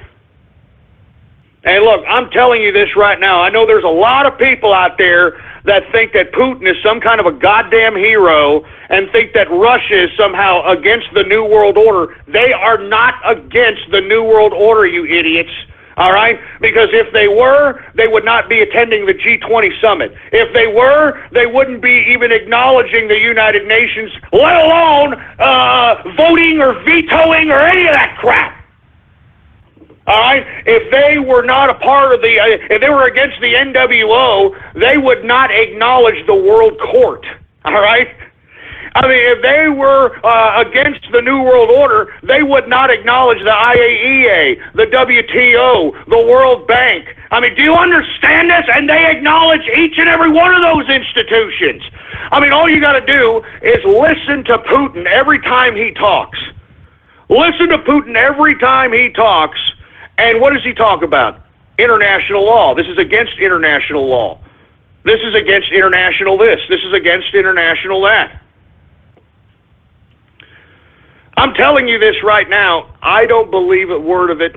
And look, can you, one of y'all folks, tweet at me that damn video footage of the hot mic between Medvedev and Barack Obama right before the 2012 election, where he says to Medvedev, after this election, I'll have more flexibility. And Medvedev embraces him and says, I will translate this to Vladimir. I will do it. I'm serious, folks. I'm not joking around, man. I mean, that right there tells it all. That footage right there. That hot mic footage. They didn't even know that they were actually being they were actually being put in a microphone situation. And moreover, folks, have you seen the footage between Barack Obama and Vladimir Putin when they were sitting, I believe it was at, I don't know if it was a G20 summit or a World Trade Organization summit, but they were sitting back in like some kind of a, looked like a sofa setting with a nice coffee table, had all their security apparatuses around them, and they looked like they were talking very intensely. Very intensely. And this was not too long ago, folks. This was like literally maybe a year ago. Now here is the hot mic in question. Here, let me retweet it again, okay? Because I know everybody thinks that I'm tinfoil hatting here. Here, open mic. Obama says after my election, I'll have more flexibility. Look at this. After my election, I'll have more flexibility. And here you got Medvedev saying, I will translate this. I'll transmit this to Vladimir. All right? We are good friends. Look at him. Look at him. I mean, I'm telling you, don't believe the hype, man. Don't believe the hype. Let me tell you, Russia has a vested interest in seeing World War III just as much as America does. Do you understand? They all want totalitarianism, man. They're all a bunch of governments. They're a bunch of totalitarian freaks. They all want it. They all want it, for Christ's sake, man. So that's why I'm saying I don't trust these people one bit. I don't trust the freaking Ruskies. I don't trust this government. I don't trust any of them. I mean, that's why they are so petrified of Donald Trump and his candidacy. They are throwing everything in the kitchen sink at him, and it doesn't seem to work. He's Teflon. It seems to just kind of slide right off of them, and that is scaring them, out of their wits. I mean, it is scaring them out of their wits. And I'm telling you, man, that's why they're trying to saber rattle with this nuclear confrontation. And if there is, by some chance, from now until the election, some kind of a nuclear confrontation, some kind of a war, something of that capacity, you can guarantee that this son of a bitch that's in power is going to suspend the damn elections. And I'm telling you this right now, that's the whole objective. That's not only the whole objective here for America, all right? I mean, that's the whole objective for the world. All right, that's the whole objective for the world, man. I mean, seriously, that's the whole objective. I mean, you don't think Putin was... I mean, this is the same guy that used to kill for communism. He was a KGB agent, for Christ's sake, man. I mean, his whole forte, if you look back in this guy's dossier, was the ability of assassinations, intimidation, and government overthrows. All right? I mean, that's why he was able to mobilize himself into power right after Boris Buy-Me-a-Beer Yeltsin stepped down. Do you understand this? And he has been in power ever since. And now you idiots think, oh, you know, he's a great patriot. Putin, he's against the New World Order. Yeah, no, he's not. He's a part of it. He's a part of it. I mean, just look at the actions. Look at it, man. Just look at the proof. I'm not joking, man. Just look at the proof. Anyway, folks, I'm sorry that I keep going over this particular subject matter, but it's very, very intense, all right? This is very intense. And we have to take our country back, folks, because I think that we've been taken over by a bunch of internationalists that want to see us at war. Anyway, folks, let me move on with the broadcast here because we're running out of time, kind of running out of time here. Did you hear Michelle Obama today? She was trending, for Christ's sake. Old Michelle Obama calling Trump's comments on women cruel, for Christ's sake. Shut up, Michelle, all right? Like this stupid trans-testicle, whatever it is, all right? Like Michelle Obama's got room to talk. I mean, this is the same woman that invites rappers who call bitches hoes and pimp them on the stroll and slap them around, slap hoes and all that. Completely objectify and demean women for a living. All right, I'm serious. That's what rappers do. They objectify, demean, and demoralize women for a living. She has them over to the White House, and yet has the audacity to sit over here and make a judgment call about Trump's treatment of women. I mean, do you understand the leftist liberal hypocrisy, for Christ's sake? I mean, she's dined with Jay-Z and Beyonce Knowles at the goddamn White House, for Christ's sake. And here you've got Jay-Z, one of his songs is, I got 99 problems, but a bitch ain't one. I got 99 problems, but a bitch ain't one. I mean, well, give me a freaking break. What's more objective than that? I mean, it's the hypocrisy of the left just makes me sick. Seriously. The hypocrisy of the left makes me puke. It makes me sick. And not to mention, folks, once again, I have yet to see a legit picture, a legitimate picture showing Michelle Obama ever actually being pregnant, okay? I'd like for somebody to please find one, considering that she had 2 kids during the time that Barack Obama was supposedly a public figure out there in Chicago. You know, who was in public office, you would have thought that, he'd have been showing off, his better half with the baby bump, having pictures, holding the stomach like, hey, here's my baby, it's coming around. I have yet to see none of them, not one. I mean, that's all I want. I want to see a legit picture, all right, of Michelle Obama goddamn pregnant. All right, that's all there is to it. All right? But, of course, they ain't going to say that, aren't they? Huh?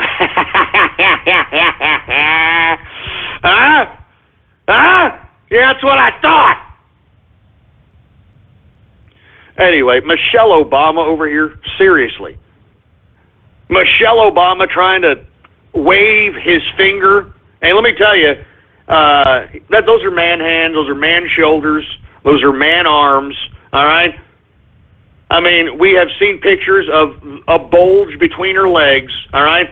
Did you see that Ellen show where she was like dancing with some people or something? I mean, Michelle, look, if you're going to be a trans testicle, that's fine. There's nothing wrong with that. But you're a lazy tranny. I mean, you can't even tuck your sack back, you sick son of a bitch. I'm serious. Did you all see that? She was dancing on Ellen, and literally you could tell that Michelle Obama is packing. You know what I mean? I'm not joking. You could tell that Michelle Obama's, packing at least a good 10.5. You know what I'm saying? Anyway, she was dancing. You could see this damn thing flopping around in her freaking white pants that she was in. I mean, it's just sick, man. It's just sick. I mean, why are they hiding that? I don't understand it. I mean, aren't y'all liberals? I mean, aren't y'all embracing the LGBT? Unlike what it says in the Podesta emails, there's no respect for anybody of the Democrats. I mean, they have disrespected everybody in those emails. You know what I'm saying? Mexicans, blacks, gays. But you see, these gays, they're going to go out, no, I'm with her because, yeah, I'm just going to be with her, okay? Yeah, but the WikiLeaks emails just show that she could care less about gays. You're just a contingent for voting, and she could care less. As a matter of fact, she's for DOMA. You know what I mean? She may even bring back DOMA when she's in power. I mean, there's evidence of that states in the WikiLeaks. What do you have to say about it? No, I'm voting for her, and I'm with her. Jesus Christ, man. Anyway, hypocrisy on Michelle Obama, trying to call out Trump for the supposed comments on women, and yet she invites rappers who demean women for a living. You know what I mean? I got 99 problems, but a bitch ain't one. Give me a freaking break, man. All right? Let me continue going on here. All right? How about, we did talk about Russia here. I want to talk about Russia's claims, because I've always stated, folks, that America is the ones that are really directing ISIS attacks. The CIA and I hate to put in certain elements of special forces in this, but these are the people that are directing ISIS at this point in time. And to prove this, the Russians have claimed that America has allowed 9,000, and conveniently it's the freaking number 9,000, but besides that, 9,000 ISIS fighters. They helped them escape out of Mosul, Iraq, because that's where I believe the Iraqi government forces are actually doing an offensive against ISIS, and are actually being abetted by Turkey. What did I tell you, huh? What did I tell you about Turkey? The prognosticator strikes again. I told your asses. Jesus Christ. Anyway, they're being aided and abetted by Turkey. And that's all there is to it. Oh, come on. Oh, give me a freaking break. Are you kidding me? Look, hold on, folks. I'm sorry to go off keister here. They're trying to say that this freaking picture is Michelle Obama. Look at this stupid picture. This is supposed to be Michelle Obama. Get the hell out of... Give me a break. You sons of bitches, I told you to give me a legit picture. Whoever the hell this skate is got her freaking hand over her mouth. Get the hell out of here. Get out. Get out with that crap. I wouldn't be surprised if that's somebody from David Brock's organization, you know what I'm saying, trying to sit here and say, oh, no, here it is, Ghost. Yeah, we got you. Here's Michelle. She's pregger. Here's Michelle, and she's pregger. Here she is. That's not Michelle Obama. There's a freaking hand over the skate's face. You see, they can't produce it. They can't do it. They cannot do it. They can't do it. Stupid moron. Get a mic. Get a mic. That's not Michelle Obama, for Christ's sake. As a matter of fact, whoever the hell that is, that actually looks like a woman, all right? That actually looks a little like a woman, for Christ's sake. That is not Michelle Obama, you stupid, dumb imbeciles. Give me a freaking break. That's why I told you, I want a legit picture, all right? A legit picture, none of this garbage, all right?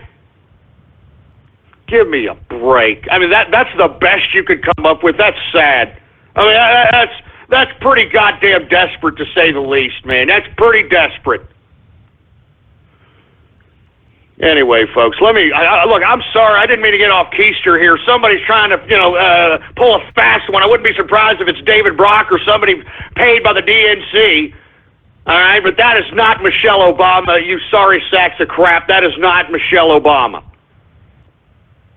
Anyway, once again, Russia is claiming America allowed 9,000 ISIS fighters to escape from Mosul, Iraq, into Syria to fight Russian troops. I mean, guys, this is the kind of operations that are being run today out there in the Middle East, man. Wake up! Wake up! Our government is corrupt, man. I mean, good God, I don't know how much more I have to scream. I don't know how much more I have to say, for Christ's sake, man. I mean, this is the kind of crap that they're doing. This is our government, man. They're allowing 9,000 ISIS fighters that we're directing, that we armed, that we funded, all right, with the aid of Saudi Arabia, with the aid of Qatar. That's why, just take a look at these ISIS fighters, man. They've got American cars. I mean, do y'all remember seeing that one poor plumber that had his plumbing his plumbing company? It was some Texas plumbing company guy or electric company, one of those guys. His freaking business was on one of these goddamn ISIS trucks, and his business got death threats, for Christ's sake, and this poor son of a bitch didn't even know how it got there. I mean, he sold his car to some freaking, like, small car lot, which ended up reselling that car, or that truck, I should say, in an auction, and then miraculously that truck that was once in America was now on the battlefield out there in Syria, man, under the tutelage of ISIS, for Christ's sake, man. I mean, you cannot make this stuff up, man. I mean, wake up, man. Wake up. Jesus Christ, I'm not joking, man. Wake the hell up. Here's somebody, here's somebody with pictures of Michelle Obama scratching her jock, having a little jock itch. I just retweeted that on my Twitter, folks. I mean, look, I'm telling you, man, this is what's happening. You people need to wake up. And on top of which, folks, have you been hearing these missiles that have been fired on United States destroyers out there off the coast of Yemen? You know what I'm saying? Off the coast of Yemen. You understand what I'm saying? There's been 2 different missile attacks on U.S. destroyers stationed off the coast of Yemen. The United States has now responded to those attacks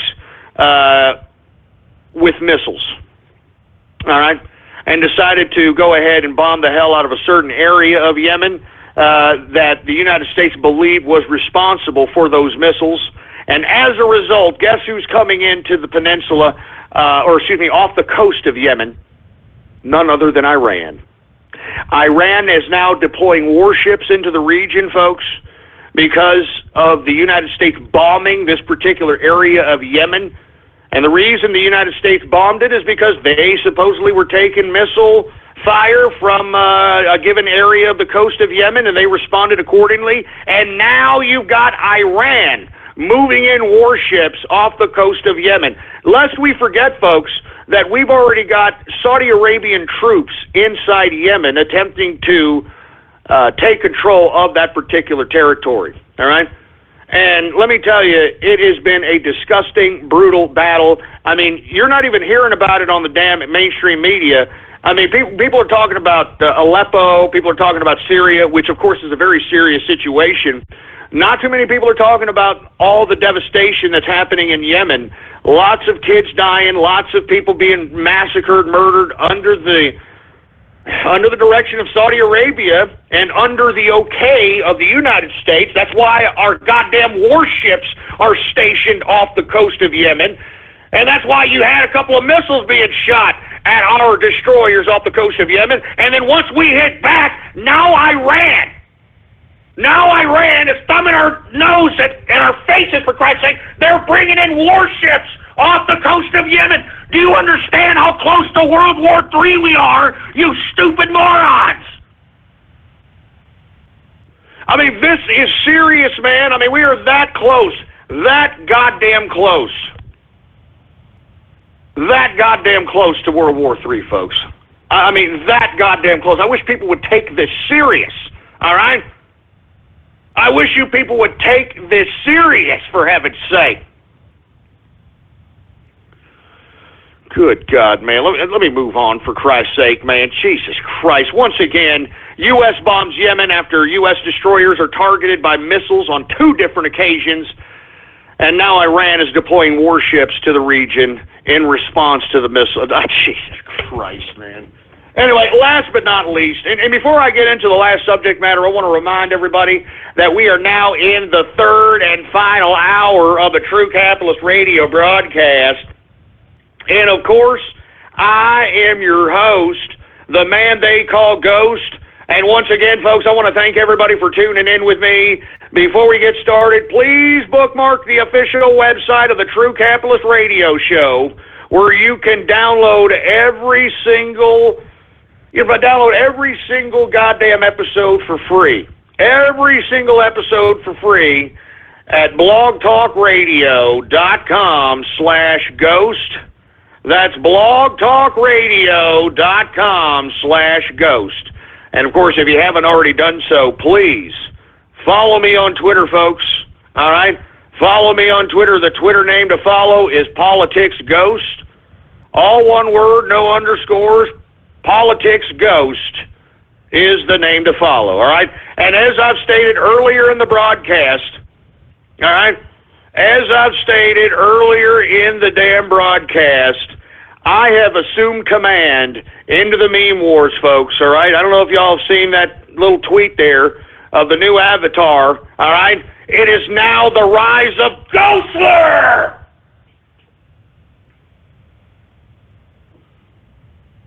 It is the rise of Ghostler! Hail Ghostler! Hail Ghostler! It is time to go bare knuckle with these sons of bitches! This is a revolution, and we have to fight it, damn it! We've got to fight it! And we got to do whatever it takes to make sure that Hillary Rodham Clinton is not elected president. And we got to make sure that Donald Trump is elected president. And by God, I've said it and I'll say it again. If you are not voting for Donald Trump, well then by God, you are anti-American. Do you understand that? You are anti-American. I'm assuming command of the meme wars. It is time to hit them in the face. Hit them in the face. That's what we got to do, folks. I mean, look at what the mainstream media is doing. Look at what they're doing now. I'm telling you this right now, folks. We gotta be serious about this, man. We gotta be goddamn serious about it, man. We gotta hit them with real life propaganda. We gotta hit them with meme propaganda. We gotta hit them with gift propaganda. We gotta do every single tactic necessary. Every single tactic necessary, for Christ's sake. It is the rise of Ghostler! It is the rise of Ghostler! Hail Ghostler! Hail Ghostler! Hail Ghostler!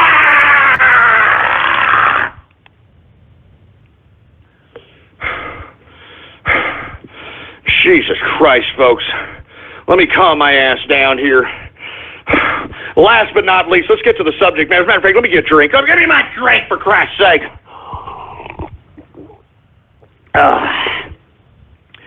Last subject matter, folks. Putin. Vladimir Putin is choosing sides now in the disputed territory of Kashmir, folks. And for you folks that are unaware and that have been sleeping under a goddamn rock, I've been saying this for the past couple of weeks, or past few weeks, that we need to keep our eyes open to this particular dispute between Pakistan and India over the disputed territory of Kashmir. And the reason I say this, folks, is because these people are literally heading into a warlike setting, and both of these countries are nuclear powers, folks. All right? They are both nuclear capable. Pakistan has got nukes. India has nukes. And now, folks, India has a new ally in its war over the region of Kashmir against Pakistan, none other than Russia. I mean, good God, man. I mean, I'm telling you, man, Vladimir Putin is all of a sudden taking over the world, man. I don't like this. I don't like this one bit. I'm telling you, I don't like Putin. I don't like these Ruskies. I don't like what they're doing. I don't like them. I don't trust them, man. I don't trust them. I'm telling you this right now. I do not trust this, all right? I absolutely do not trust what these goddamn sons of bitches are doing, all right? I absolutely cannot, I just can't.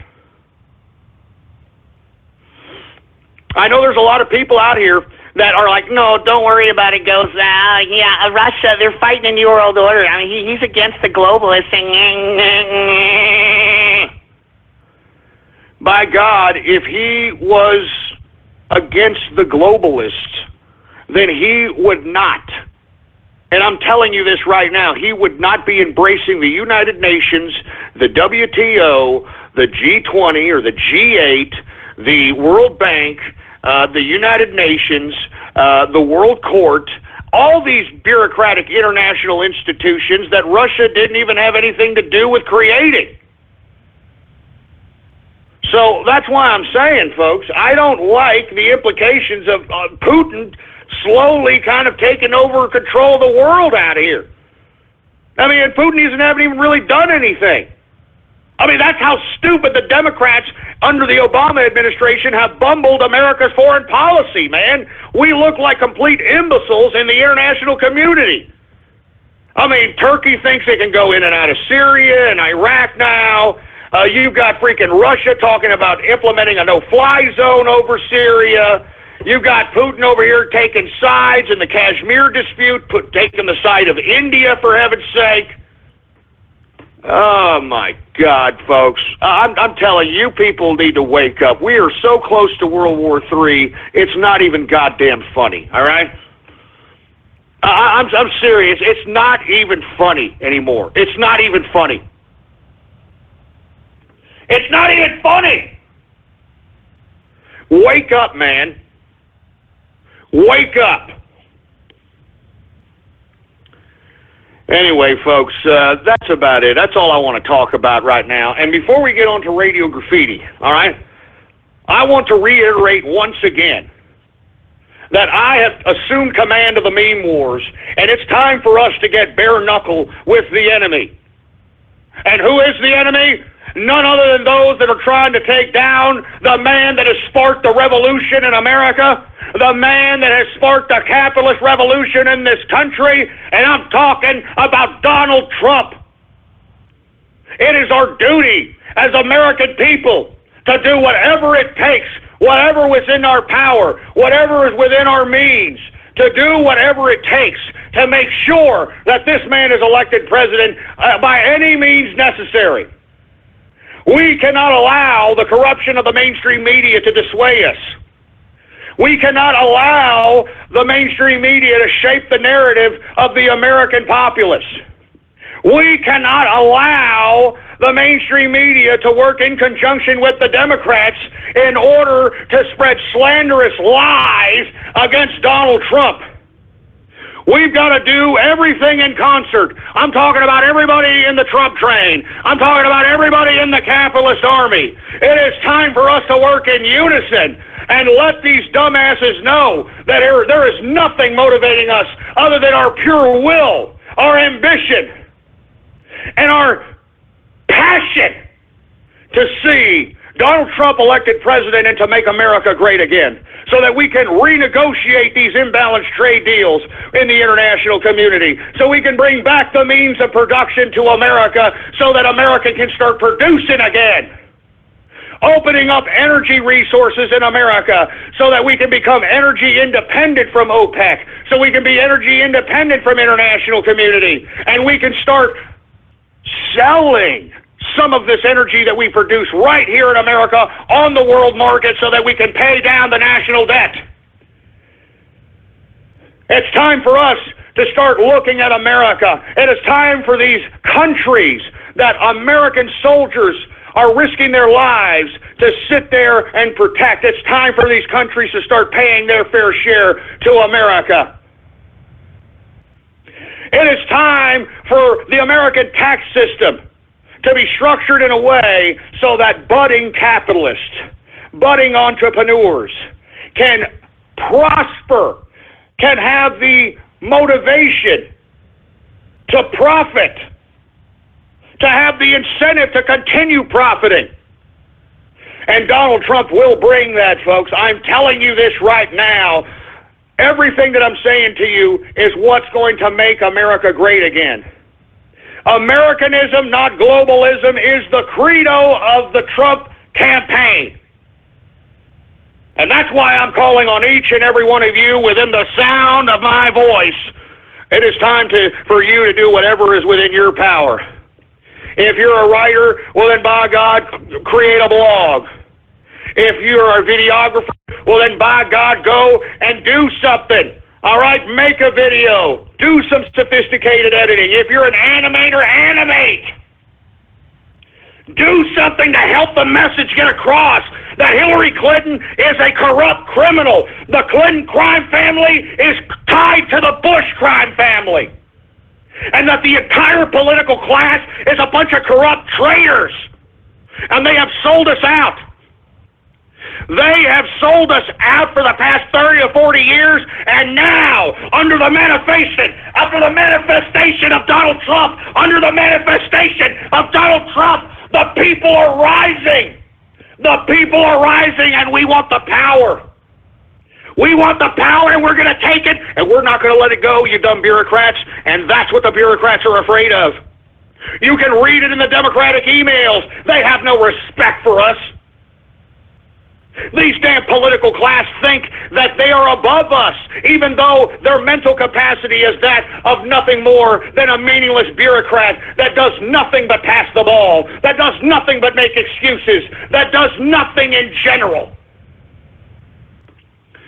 That's why I'm saying, folks, it is time for Ghostler to rise out of the ashes, out of the smoke of the spirituality of Pepe himself. It is time for me to digitally assume command. Hail Ghostler! Hail Ghostler! Hail Ghostler! It is time!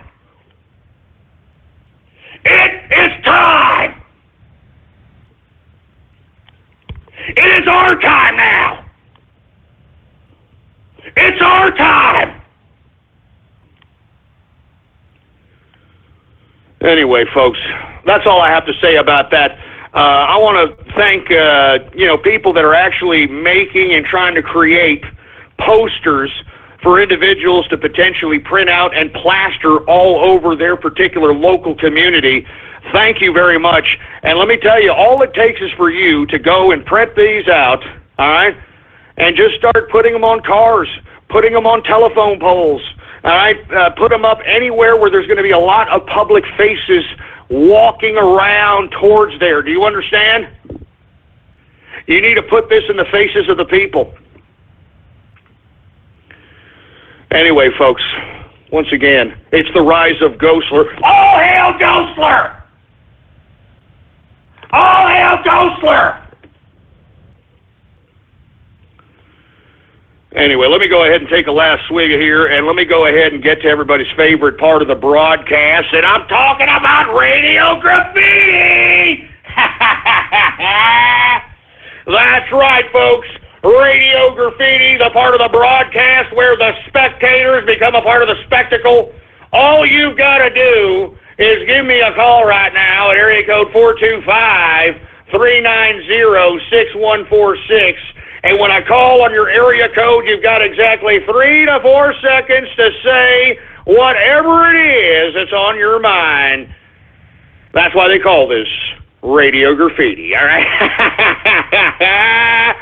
Anyway, folks, and before we get started, I would like to remind everybody that we are going to possibly pull down the autographs this Saturday, all right? This is going to be legitimately the last day for both the engineer's autograph and yours truly's autograph, folks. So if you want to take part in it, a lot of people have purchased it. A lot of people have liked it. Thank you all for tweeting the pictures of your particular autograph. I really appreciate it, folks.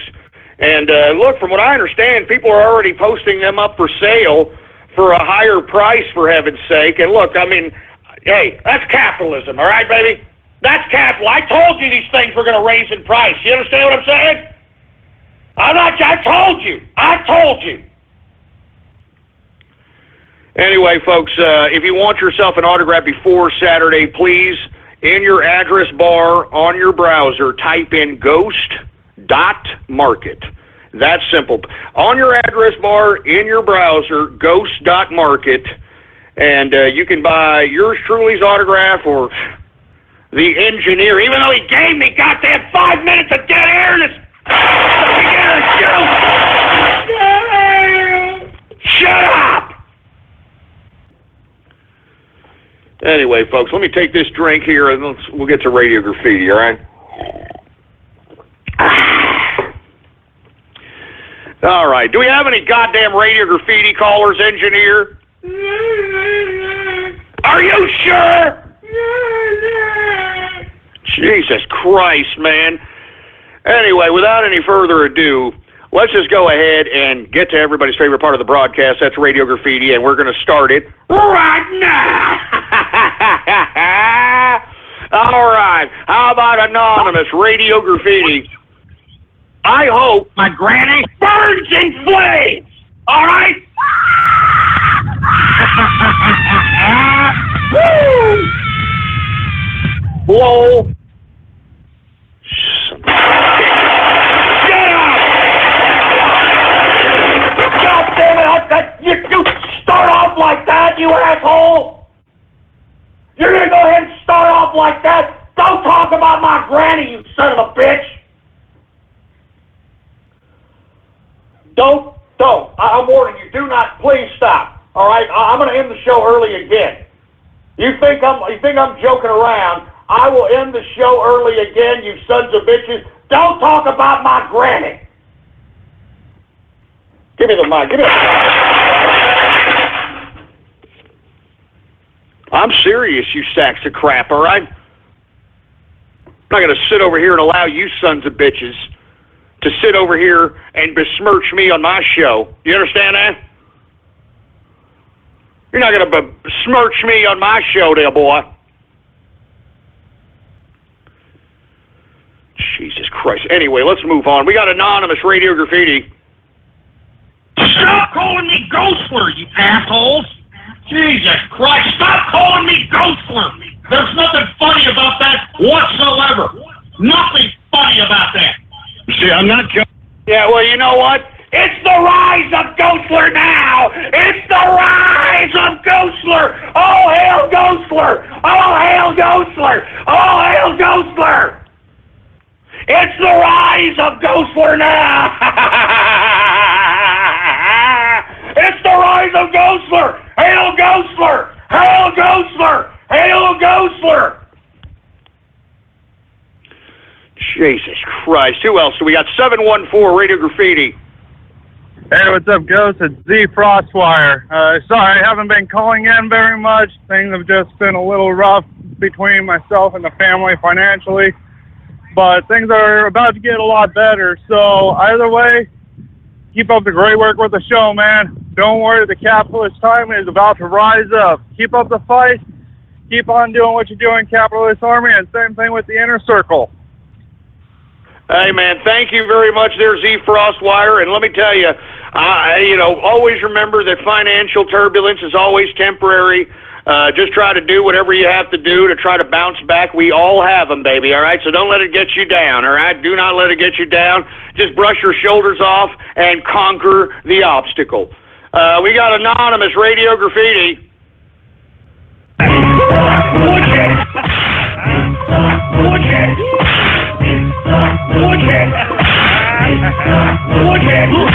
Who's from Austin, and he's from Dallas. All the drove terrorists causing malice. Tough guy, baby. He loves splashing while masturbating. Silver beam, just like we're doing. And #1 Templeton power cord chewing. Daily, keeping them crazy. We all know that Ghost wants a baby, but that's not happening lately. Shaking like a splicer. Hold up, boy, play this shit, make it nicer. I have an autograph in my room. I can't what you're listening to. It's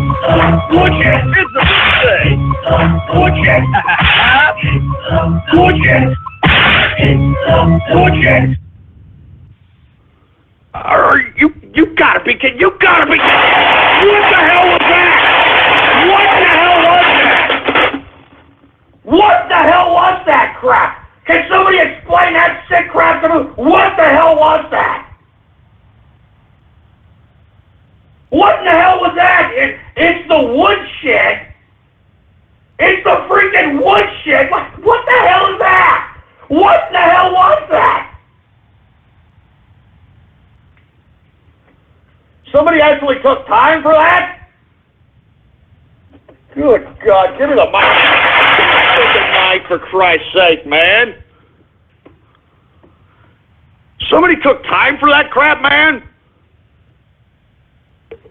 Oh, my God, man. Who else do we have here, for heaven's sake? We got 267 Radio Graffiti.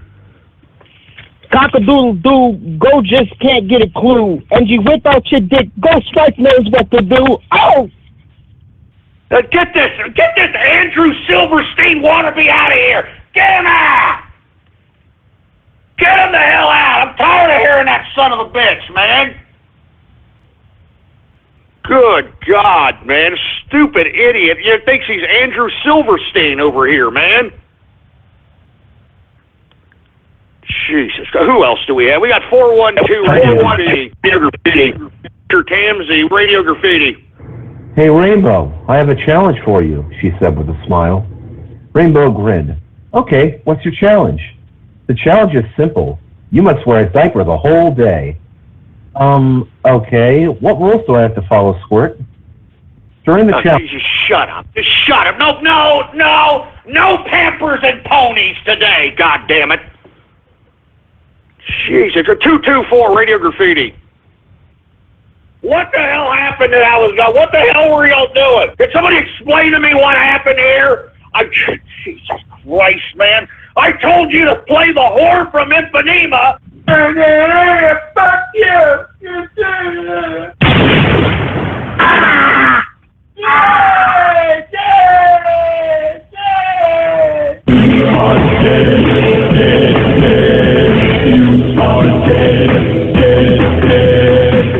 Thought you were hot. Guess what? You're not. You are dead. Man, you know, that's not funny, man.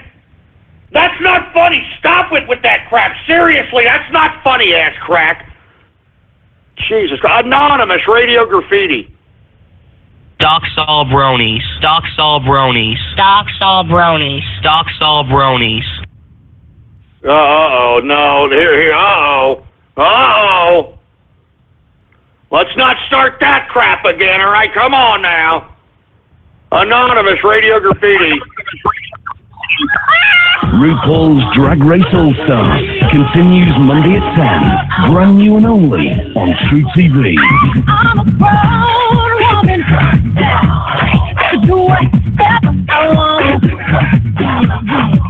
What the hell? I didn't even understand what the hell that was, for Christ's sake. 609 Radio Graffiti.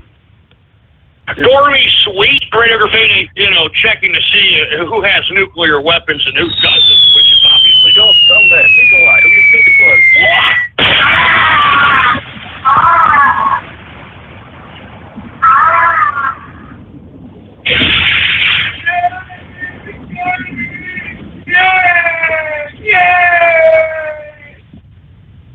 Man, shut up, man! Stop it with the splices of me dying and the engineer cheering about it, man! It's not funny! Son of a bitch, I'm serious! That's not funny, man! Good God. Anonymous Radio Graffiti. Oh, Ghostler, please give us a sign. Your fans have waited to see. The morning will come when your show is mine. Tomorrow belongs to Ghostler. That's right! That's right! Hail Ghostler! Hail Ghostler! Hail Ghostler! Anonymous Radio Graffiti.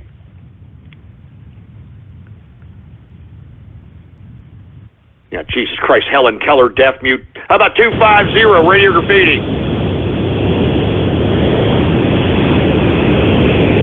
Jesus Christ, this stupid ass Obama phone. Get it straight! 612 Radio Graffiti. Hey, it's TC Capitalist. Hail Ghostler! I love it. I can feel. Hey, thanks a lot, man. I appreciate it. That's right. Hail Ghostler! Anonymous Radio Graffiti. This is called 575. What's going on? It's Teutonic. I don't know. How do you think I'm doing? Geez. Well, if it's any consolation, when Ghost went off on me in the inner circle doing that troll, he made it clear that it was fake. I think the only reason he didn't take my call today was because the lines were swamped. So hang in there, man. I think Ghost might be faking. I don't know. He is known for faking some of his rages. Hey, G, this is Blake. How you doing? No, how do you think I'm doing, man? I just want to wish you to get better. And like Teutonic said, usually his rages are fake. So hang in there, bud. 267. Hey, G, it's strong. Oh, good God. Jesus Christ. Oh, Jesus Christ, man. I mean, seriously. I mean, good God. I mean, that's the kind of pussy pampering crap I was talking about earlier. That was the kind of pussy whip, pussy pampered garbage that I was talking about earlier. Good God. Jesus, give me the mic. Give me the freaking mic, for Christ's sake. And let me, hey, Teutonic, and you go, why are you all assuming things about me? You know what I mean? Just to make, somebody who's having an emotional problem of their own feel better. Seriously, man. I was really pissed off at you, Teutonic, all right? I mean, I thought we settled this out. I thought we had an intermediary settle this out, for Christ's sake. Here you are. You're going on G's show and telling them that I'm fake, for Christ's sake? Oh, my God, man. But you see what you have to do? You see what you have to do to some of these emotional basket cases, for heaven's sake, man? And you see, this is what I was talking about. This is what I was talking about here, man. I mean, good God, what a pussy whipped America, man. Pussy whipped America. Good God, man. What a pussy whipped America, for Christ's sake, man. Pussy whipped America. I mean, good God, man. Give me the mic. I mean, good God. I just feel, I just feel, man. I mean, look, does everybody want to hear somebody cry? Is that it? Huh? Is everybody a goof to give somebody sympathy? Look, I'm going to pretend I'm crying, all right? Since everybody likes to embrace pussy-whipped, stupid, emotional instability, all right? Let's just pretend I'm going to pretend I'm crying the whole time, all right?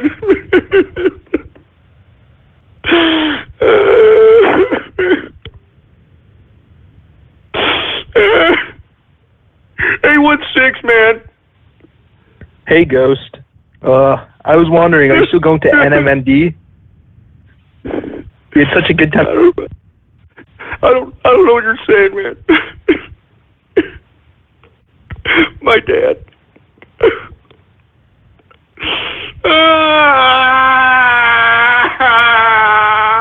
Give me a freaking break, man. Anyway, let's move on, all right? How about Anonymous Radio Graffiti?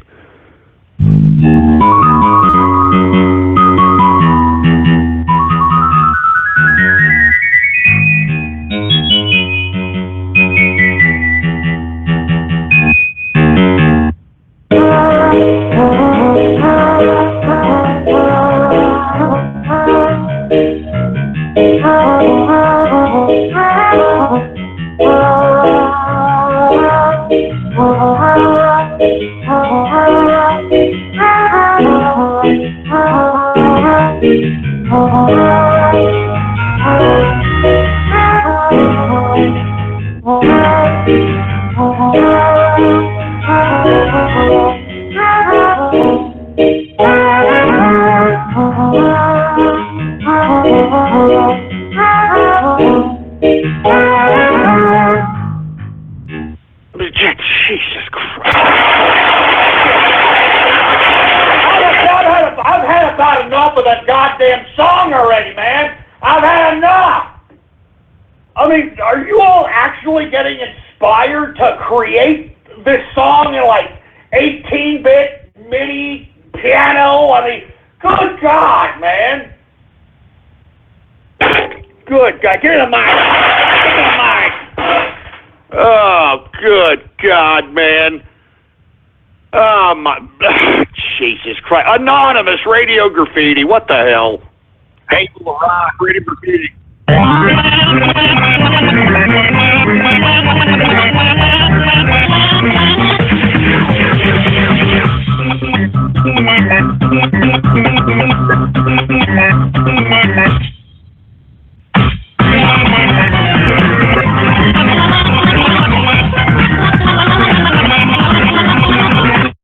I mean, what?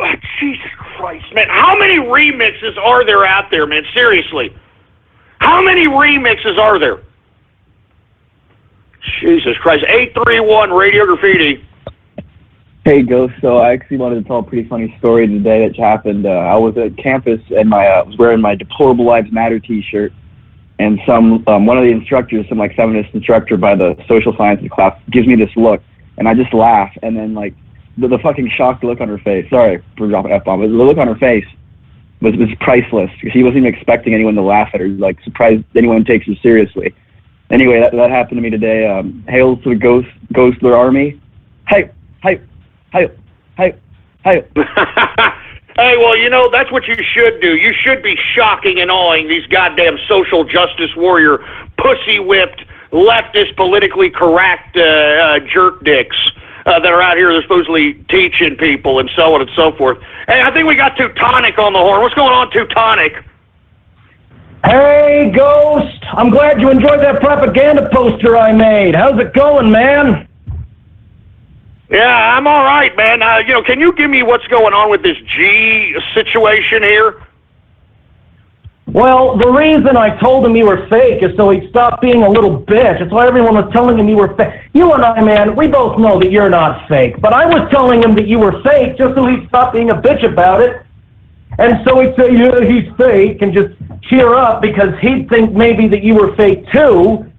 But, you know, G really is Goofy Bone 2.0. I mean, you raged at him, he got what was coming to him, and he was bitching and moaning about it all the way fucking home, and there's nothing I can do about that. I mean, good God. Oh, well, so look, I only heard a small snippet of the recording here. Can you give and enlighten us what was happening here? I mean, it sounded like he was just breaking down, like, you know, as if somebody just killed his puppy or something.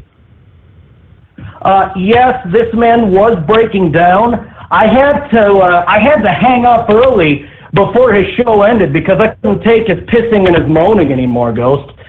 Seriously, I mean, when you were pissed off at me, did I piss and moan? No. I said, hey, Ghost is mad. Maybe I shouldn't call up for a while until things can cool down and I can get this straight. So I'm going to lay low for a bit. But G decides to, you know, turn from friend to foe, and it's like, gee, dude, I thought G was a G, Ghost. I thought G was a G. I mean, no kidding. I thought G was a G is right. What happened? What happened with that crap, man? No shit, man. But on a lighter note, I mean, Trump 2016, what am I doing? Trump 2016, I'm sorry. Trump 2016, Team Ghost, Heil Ghostler, and I don't know what G's problem is. Hold on. I mean, Hold on, Teutonic. I think that we've got G on the horn. I think that, he seems as if that you've just betrayed him. Hey, G, are you there, G? Yeah, I'm here. Yeah, what's going on? You're not crying, are you? No, don't worry. I've gotten better. I'm sorry I did that, man. There's just a lot of crap happened, man. But anyway, I thought, Teutonic, how come you did that, man? I thought you were my friend.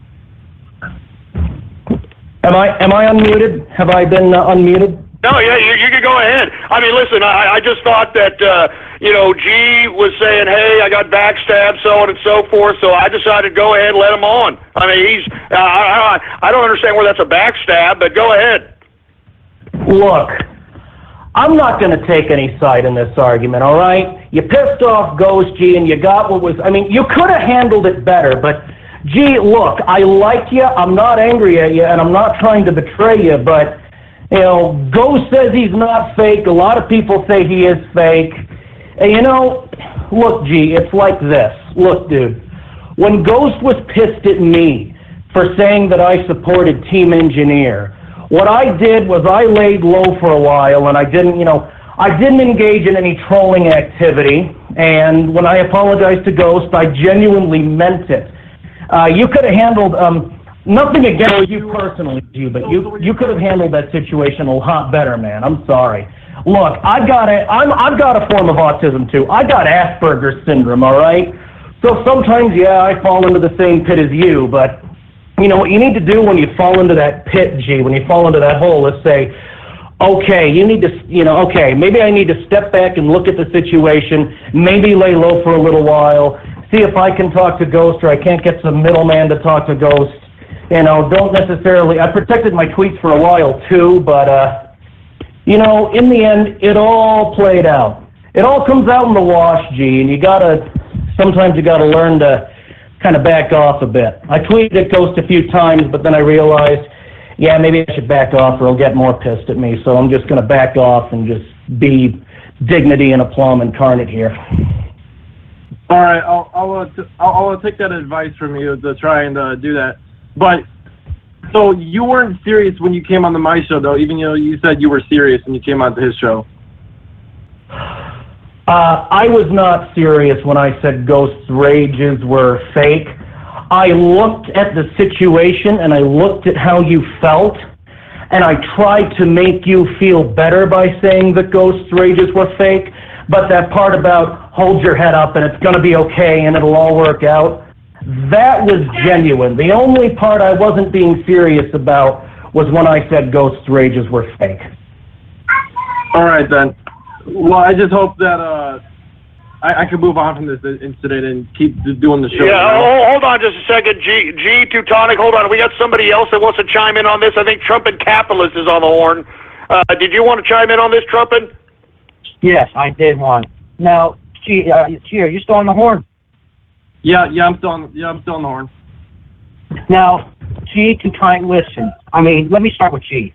Listen, you're a good friend. You're a good person. And you and I both know that. But let me tell you something. What you did was completely unacceptable. And even though I kind of hate you for it, you know, it's kind of a little bit, you know, stressing on the relationship, you know, I still think you as a good person. And, you know, I'm not going to go out on a limb and say, gee, fucking Ghost is fake. I mean, I know better than that. Ghost is not fake. He's fucking legit. He does this shit for real. But seriously, what you did was unacceptable in a way. You hear what I'm saying? Yeah. I just hope that this incident can help me learn and help me move on, you know? Well, listen, when I had that unexpected meltdown yesterday, I had to step back and say, hey, listen, you know, maybe I'm taking this a little bit too seriously. Maybe I need to step back, reevaluate the situation, then come back and try it from a different approach, you know, because the approach I took was unacceptable. And, you know, we have to learn, before we act, we have to think about our actions. We have to think about what we're doing.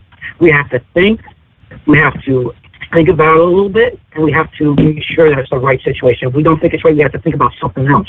We have to think about it another way. Yeah, do you get a little bit of that, G? I mean, because it's obvious that you know, people are a little concerned that you were crying, and you know, me personally, G, I'm going to be completely honest with you. I don't like crybabies. All right, I really don't like them. You know, I whenever my brat little kid would cry. You know, I would slap him in the back of the head, or I'd make sure to give him something to cry about.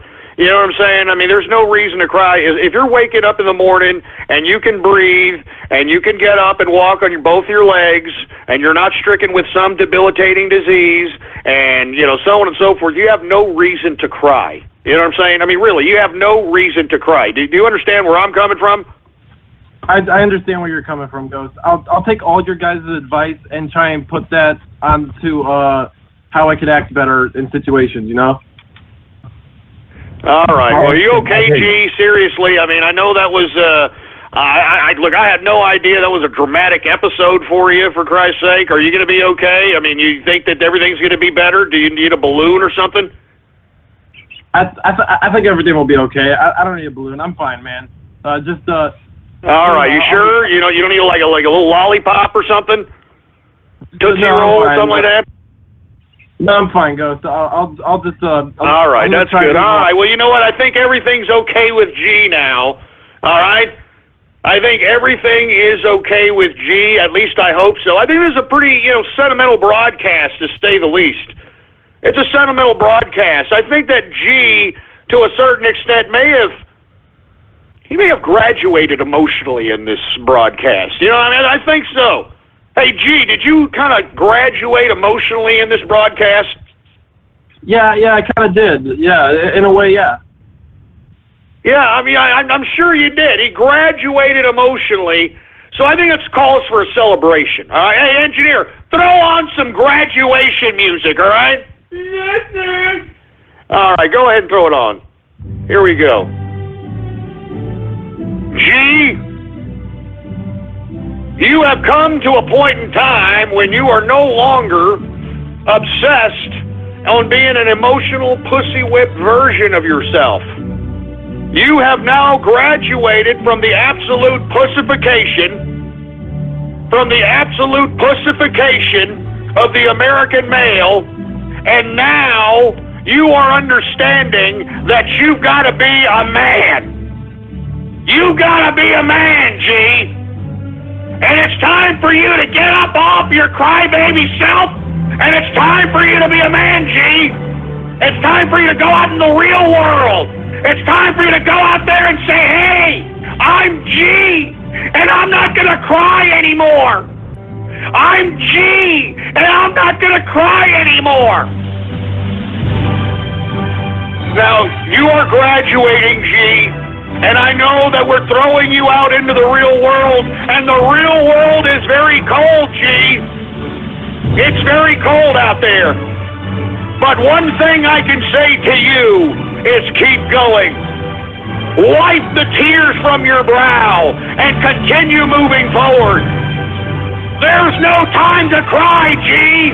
It is time for you to nut up and shut up.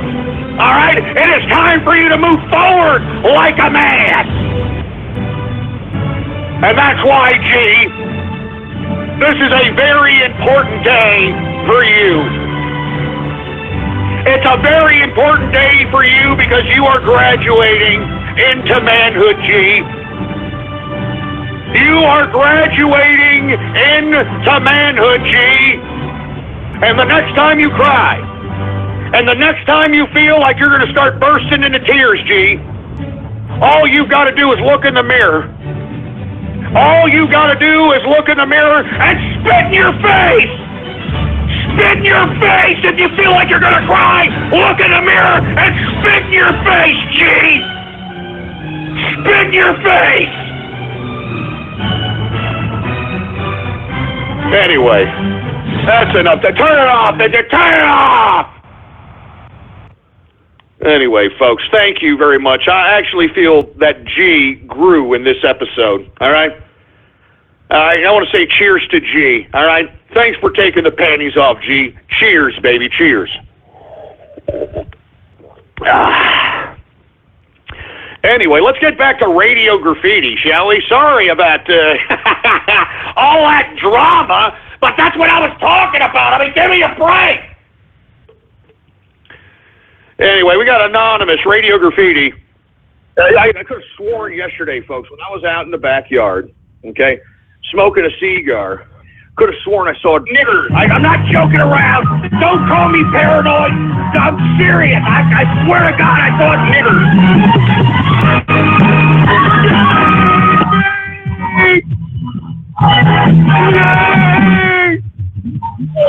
In a white man. Jesus Christ, man. I never said that, first of all. And here we go again. Here we go again with this goddamn song, man. God damn it, man. Anonymous, Radio Graffiti. Boycott Ghost. Boycott Ghost. Boycott Ghost. Boycott Ghost. Boycott Ghost. Yeah, boycott me. Go ahead. Go ahead and boycott me, you son of a bitch. You think I care? Stop listening to my show, then, if you're going to do that crap. Stop listening to my show. Jesus Christ. Who else do we got? We got 484 Radio Graffiti. Hey, Ghost, what the hell? You're fruiting up. You besmirched your own show today. You turned this into a Bathhouse Thursday all by yourself. You accused the troll. No, I didn't. I did when I allowed you to get up on here and literally talk like you just popped out of the anus of freaking George Michael servicing a glory hole in an L.A. Park bathroom. You sick, twisted, lack of bass in your voice son of a bitch. All right, now get out! Get him out! Jesus Christ. Anonymous Radio Graffiti. You bent over, Rover took over. Oh! We got a bone of our own. Shut up with the Andrew Silverstein jokes, all right? I don't care. Stop it. Anonymous Radio Graffiti. You flatter me with your questions. You help me come alive. You always ask what it's all about, son. Smart reply. You say to me, I don't talk enough. All right, we get it. I mean, Jesus Christ, how old is that song, for heaven's sake? Anonymous Radio Graffiti.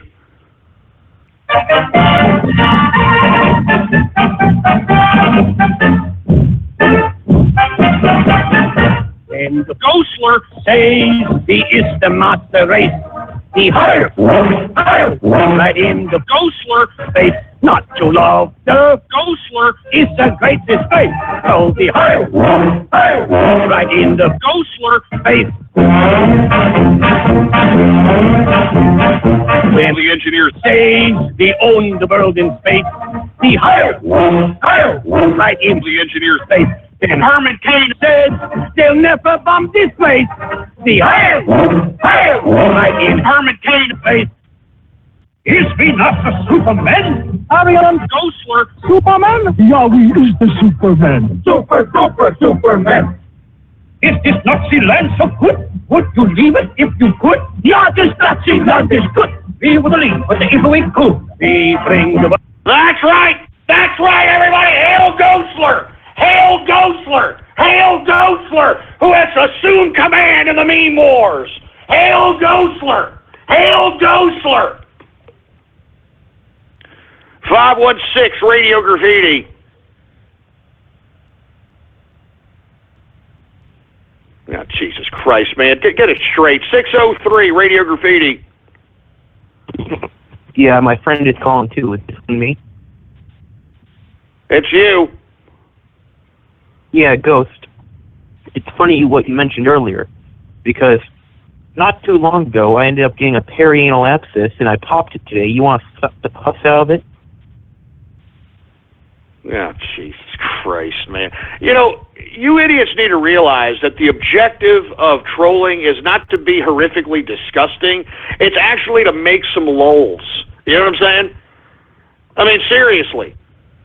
I mean, you know, you could have approached that a lot differently. You could have said, hey, Ghost, hey, how'd you like this hemorrhoid I got? Let me go ahead and pop it in your face there, Ghost. Here, I'm going to do it. Look at it. There it is. I mean, something like that. Make it funny. Stop sounding like a little butt-loving fruit. Jesus Christ, Major Fail. Anonymous Radio Graffiti. Yes, I love Steven Universe. I watch Steven Universe every day. Every day, man. Yeah. I love Steven. I have no idea what the hell that's supposed to be. How about Anonymous Radio Graffiti?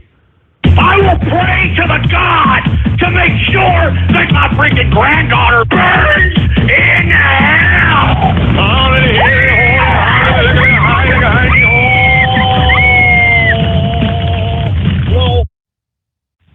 Son of a bitch. God damn it, you sorry sacks of crap. Don't talk about my family, boy. Do you understand that? Do not, and damn it, do not talk about my family like that, man. Jesus Christ, don't talk about my family. I'm warning you, man. I'm warning you. I'm warning all of you, for Christ's sake, man. Give me a freaking mic. Give me the freaking mic, for Christ's sake. Do you understand that? Hail Ghostler! Hail Ghostler! Jesus Christ. Who else do we got? We got 267 Radio Graffiti. What is up, Troubler Nation? I'm your host, Killer Keemstar. That's what this show is today. No, shut up. I mean, look, shut him off! Get him off, engineer, goddammit! Get him off! Jesus, get this idiot! Shut him off!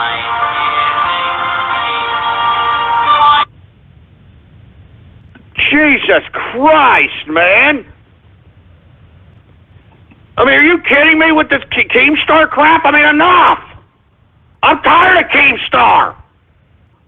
I mean, why does anybody like this guy, man? Did you hear his voice? Hi, this is Killer Keemstar, and I'm going to sound fruitier than a box of Fruit Loops, and everybody is going to continue to listen to me because it seems that half of America is willing to service glory holes.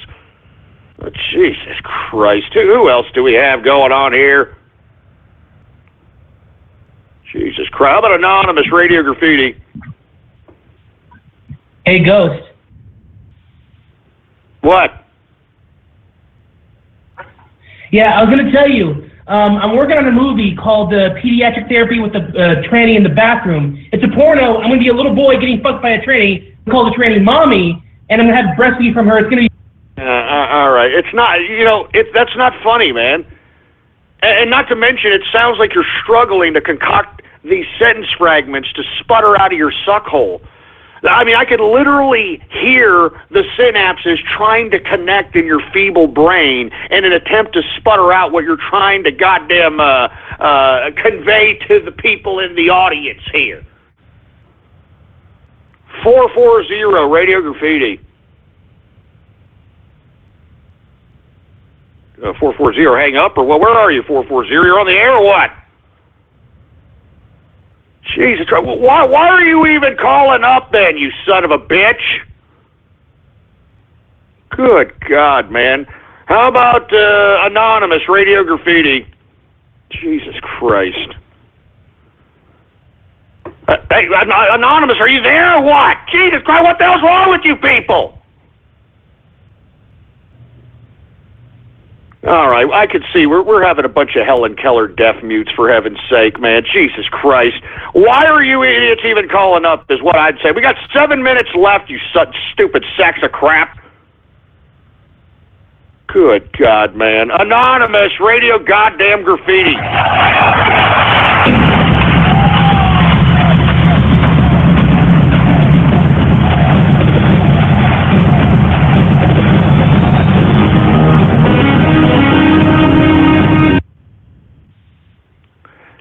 I couldn't even understand what the hell that was, for Christ's sake. Get a better internet connection. How about 781 Radio Graffiti?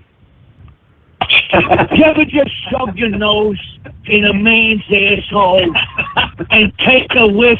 Isn't it beautiful? It's beautiful. And then he goes, vagina. So this guy... Shut up. Shut up. Anonymous Radio Graffiti. Ghost, it's sewer guy. Let's go swimming in my pool of Johnny Walkers. Just shut up with these stupid, freaking imbecilic, dumbass trolls. Man, this is starting to suck up the fucking place. Excuse my French. I'm sorry for cursing, but listen to these major fails. Listen to them. Excuse my French, for Christ's sake. Anonymous Radio Graffiti. Turner, even with your boy burner, the G lay right walking. You know that's on the burner, but it's your beachy. Had the bars, you fucking no beachy, running for walling. G lay right. All right. We don't need any of that Haitian voodoo, all right, being broadcast around these parts, all right? All right, no Haitian voodoo doo-doo over here, all right? How about anonymous Radio Graffiti? Power, Ghostler power, voting for Trump and the KKK, Ghostler. God, shut up, you stupid moron. 802 Radio Graffiti. Clop, clop, clop. Oh, God. Wow. So, flop into the phone. Stop this with my phone. Wanking with my phone. Shut up, you stupid moron. God damn it. I'm telling you, you know, these people are stinking up the place, for Christ's sake. 250 Radio Graffiti.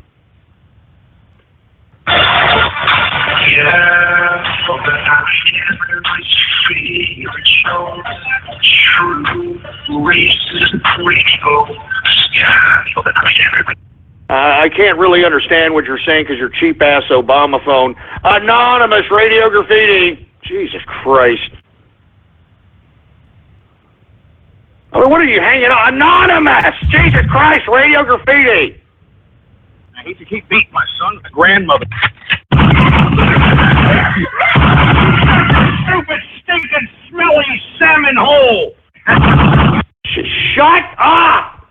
Shut up and stop talking about my damn family, man! Stop it! Just stop it! 337 Radio Graffiti. Jesus Christ. After today's What? Hello, am I on? Okay, sorry. Yeah, you're on. What's going on? Well, after today's sentimental broadcast with you and Teutonic, you know, showing G how to be emotionally a man, I would just really like to remind everyone that friendship is magic. And after you mentioning those things about you wanting to guard the little lizard family in your barbecue pit, I totally ship you and Fluttershy now. That was so cute of you to say. And bird watching is cool. Fuck those people. Shut up, you stupid little fruiter. Shut your stupid fruit bowl hole. Good God, man. I'm telling you, fruity little bastards, man. You fruity little bastards. 412 Radio Graffiti. Hey, normally I don't call in a second time, but I just wanted to tell you, I think you handled the whole situation with you and Teutonic terribly. I mean, you spoke earlier in the show about how much you hated crybabies. I wish you had just told both of them to fuck off. No one here is enjoying it. Yeah, well, you know, no one's here is enjoying you either, for Christ's sake, so stop sputtering out sentence fragments like a goddamn sputtering jerk-off. All right, I'm only going to take a couple more and getting out of here. Anonymous Radio Goddamn Graffiti. I hate to keep saying this over and over and over again. I shoot my granny. Woo! That gets me hard. You know what I'm saying? But shut up! Shut up! God damn it, you son of a bitch! You pro-terrorist son of a bitch! God damn you for turning this into a bathhouse Thursday! I thought I told each and every one of you sons of bitches not to talk about my family! I thought I told you not to talk about my family, you son of a bitch! Jesus Christ, give me the mic! For Christ's sake, man. You know what? I'm done with this crap. You know what I'm talking about? I've had just about enough, all right? I've got more important things to do right now. Do you understand that? I got more important things to do. I have now assumed command of the meme wars, for Christ's sake. And I've got to coordinate operations with the capitalist army, with the Trump train, so we can go out there and spread this information around like wildfire. So we can convince these meaningless, mindless, ass-crack Hillary Rotten Clinton supporters out here, we got to make them feel like low-grade, two-bit trash, supporting corruption, supporting criminality. That's why I'm saying, folks, all right? I am assuming command of the meme wars. Hail Ghostler! Hail Ghostler! Hail Ghostler! That's right, folks. Anyway, if you have not already done so, please bookmark the official website of the True Capitalist Radio Show. Every one of my episodes is there to download absolutely free at blogtalkradio.com/ghost. That's blogtalkradio.com/ghost. And of course, if you haven't already done so, please follow me on Twitter. And that's pretty much it for the stream, guys. I have to end it here because I have to do another stream. But just want to say thank you guys once again for coming out to the stream. And, of course, shout out to everyone who came to the chat room. Hopefully you enjoyed today's broadcast. Make sure to subscribe to here on YouTube, as I do TCR broadcasts every day, Monday through Friday, 4 p.m. Central, 5 p.m. Eastern, and 2 p.m. Pacific. And live outside the United States or somewhere around the world. Make sure you convert the time to 4 p.m. Central Time if you want to actually come and join the stream, of course. And I do this every day and sometimes weekends when he does the show. And also, one other thing, make sure to follow me on Twitter. That's at the Brody Network or Politics Ghost, which is Ghost real Twitter account. Once again, guys, thanks for coming. Big shout out to everyone in the chat room. Even a bigger shout out to Sniper Melon, who actually came here earlier in the day. So a big shout out to you, dude. I do like your work. Pretty awesome that we're actually getting some really really big time YouTubers in this. But hey, look, you never expect what you expect. Who knows? Maybe you're celeb, or who knows. But that's it. I'm going to start the other stream. If you want to know what I'm streaming, check out my Twitter at the Brody Network. Post a link there. And I'll see you guys tomorrow for Baller Friday. Or the next TCR broadcast. Good night, good day, good show. Later.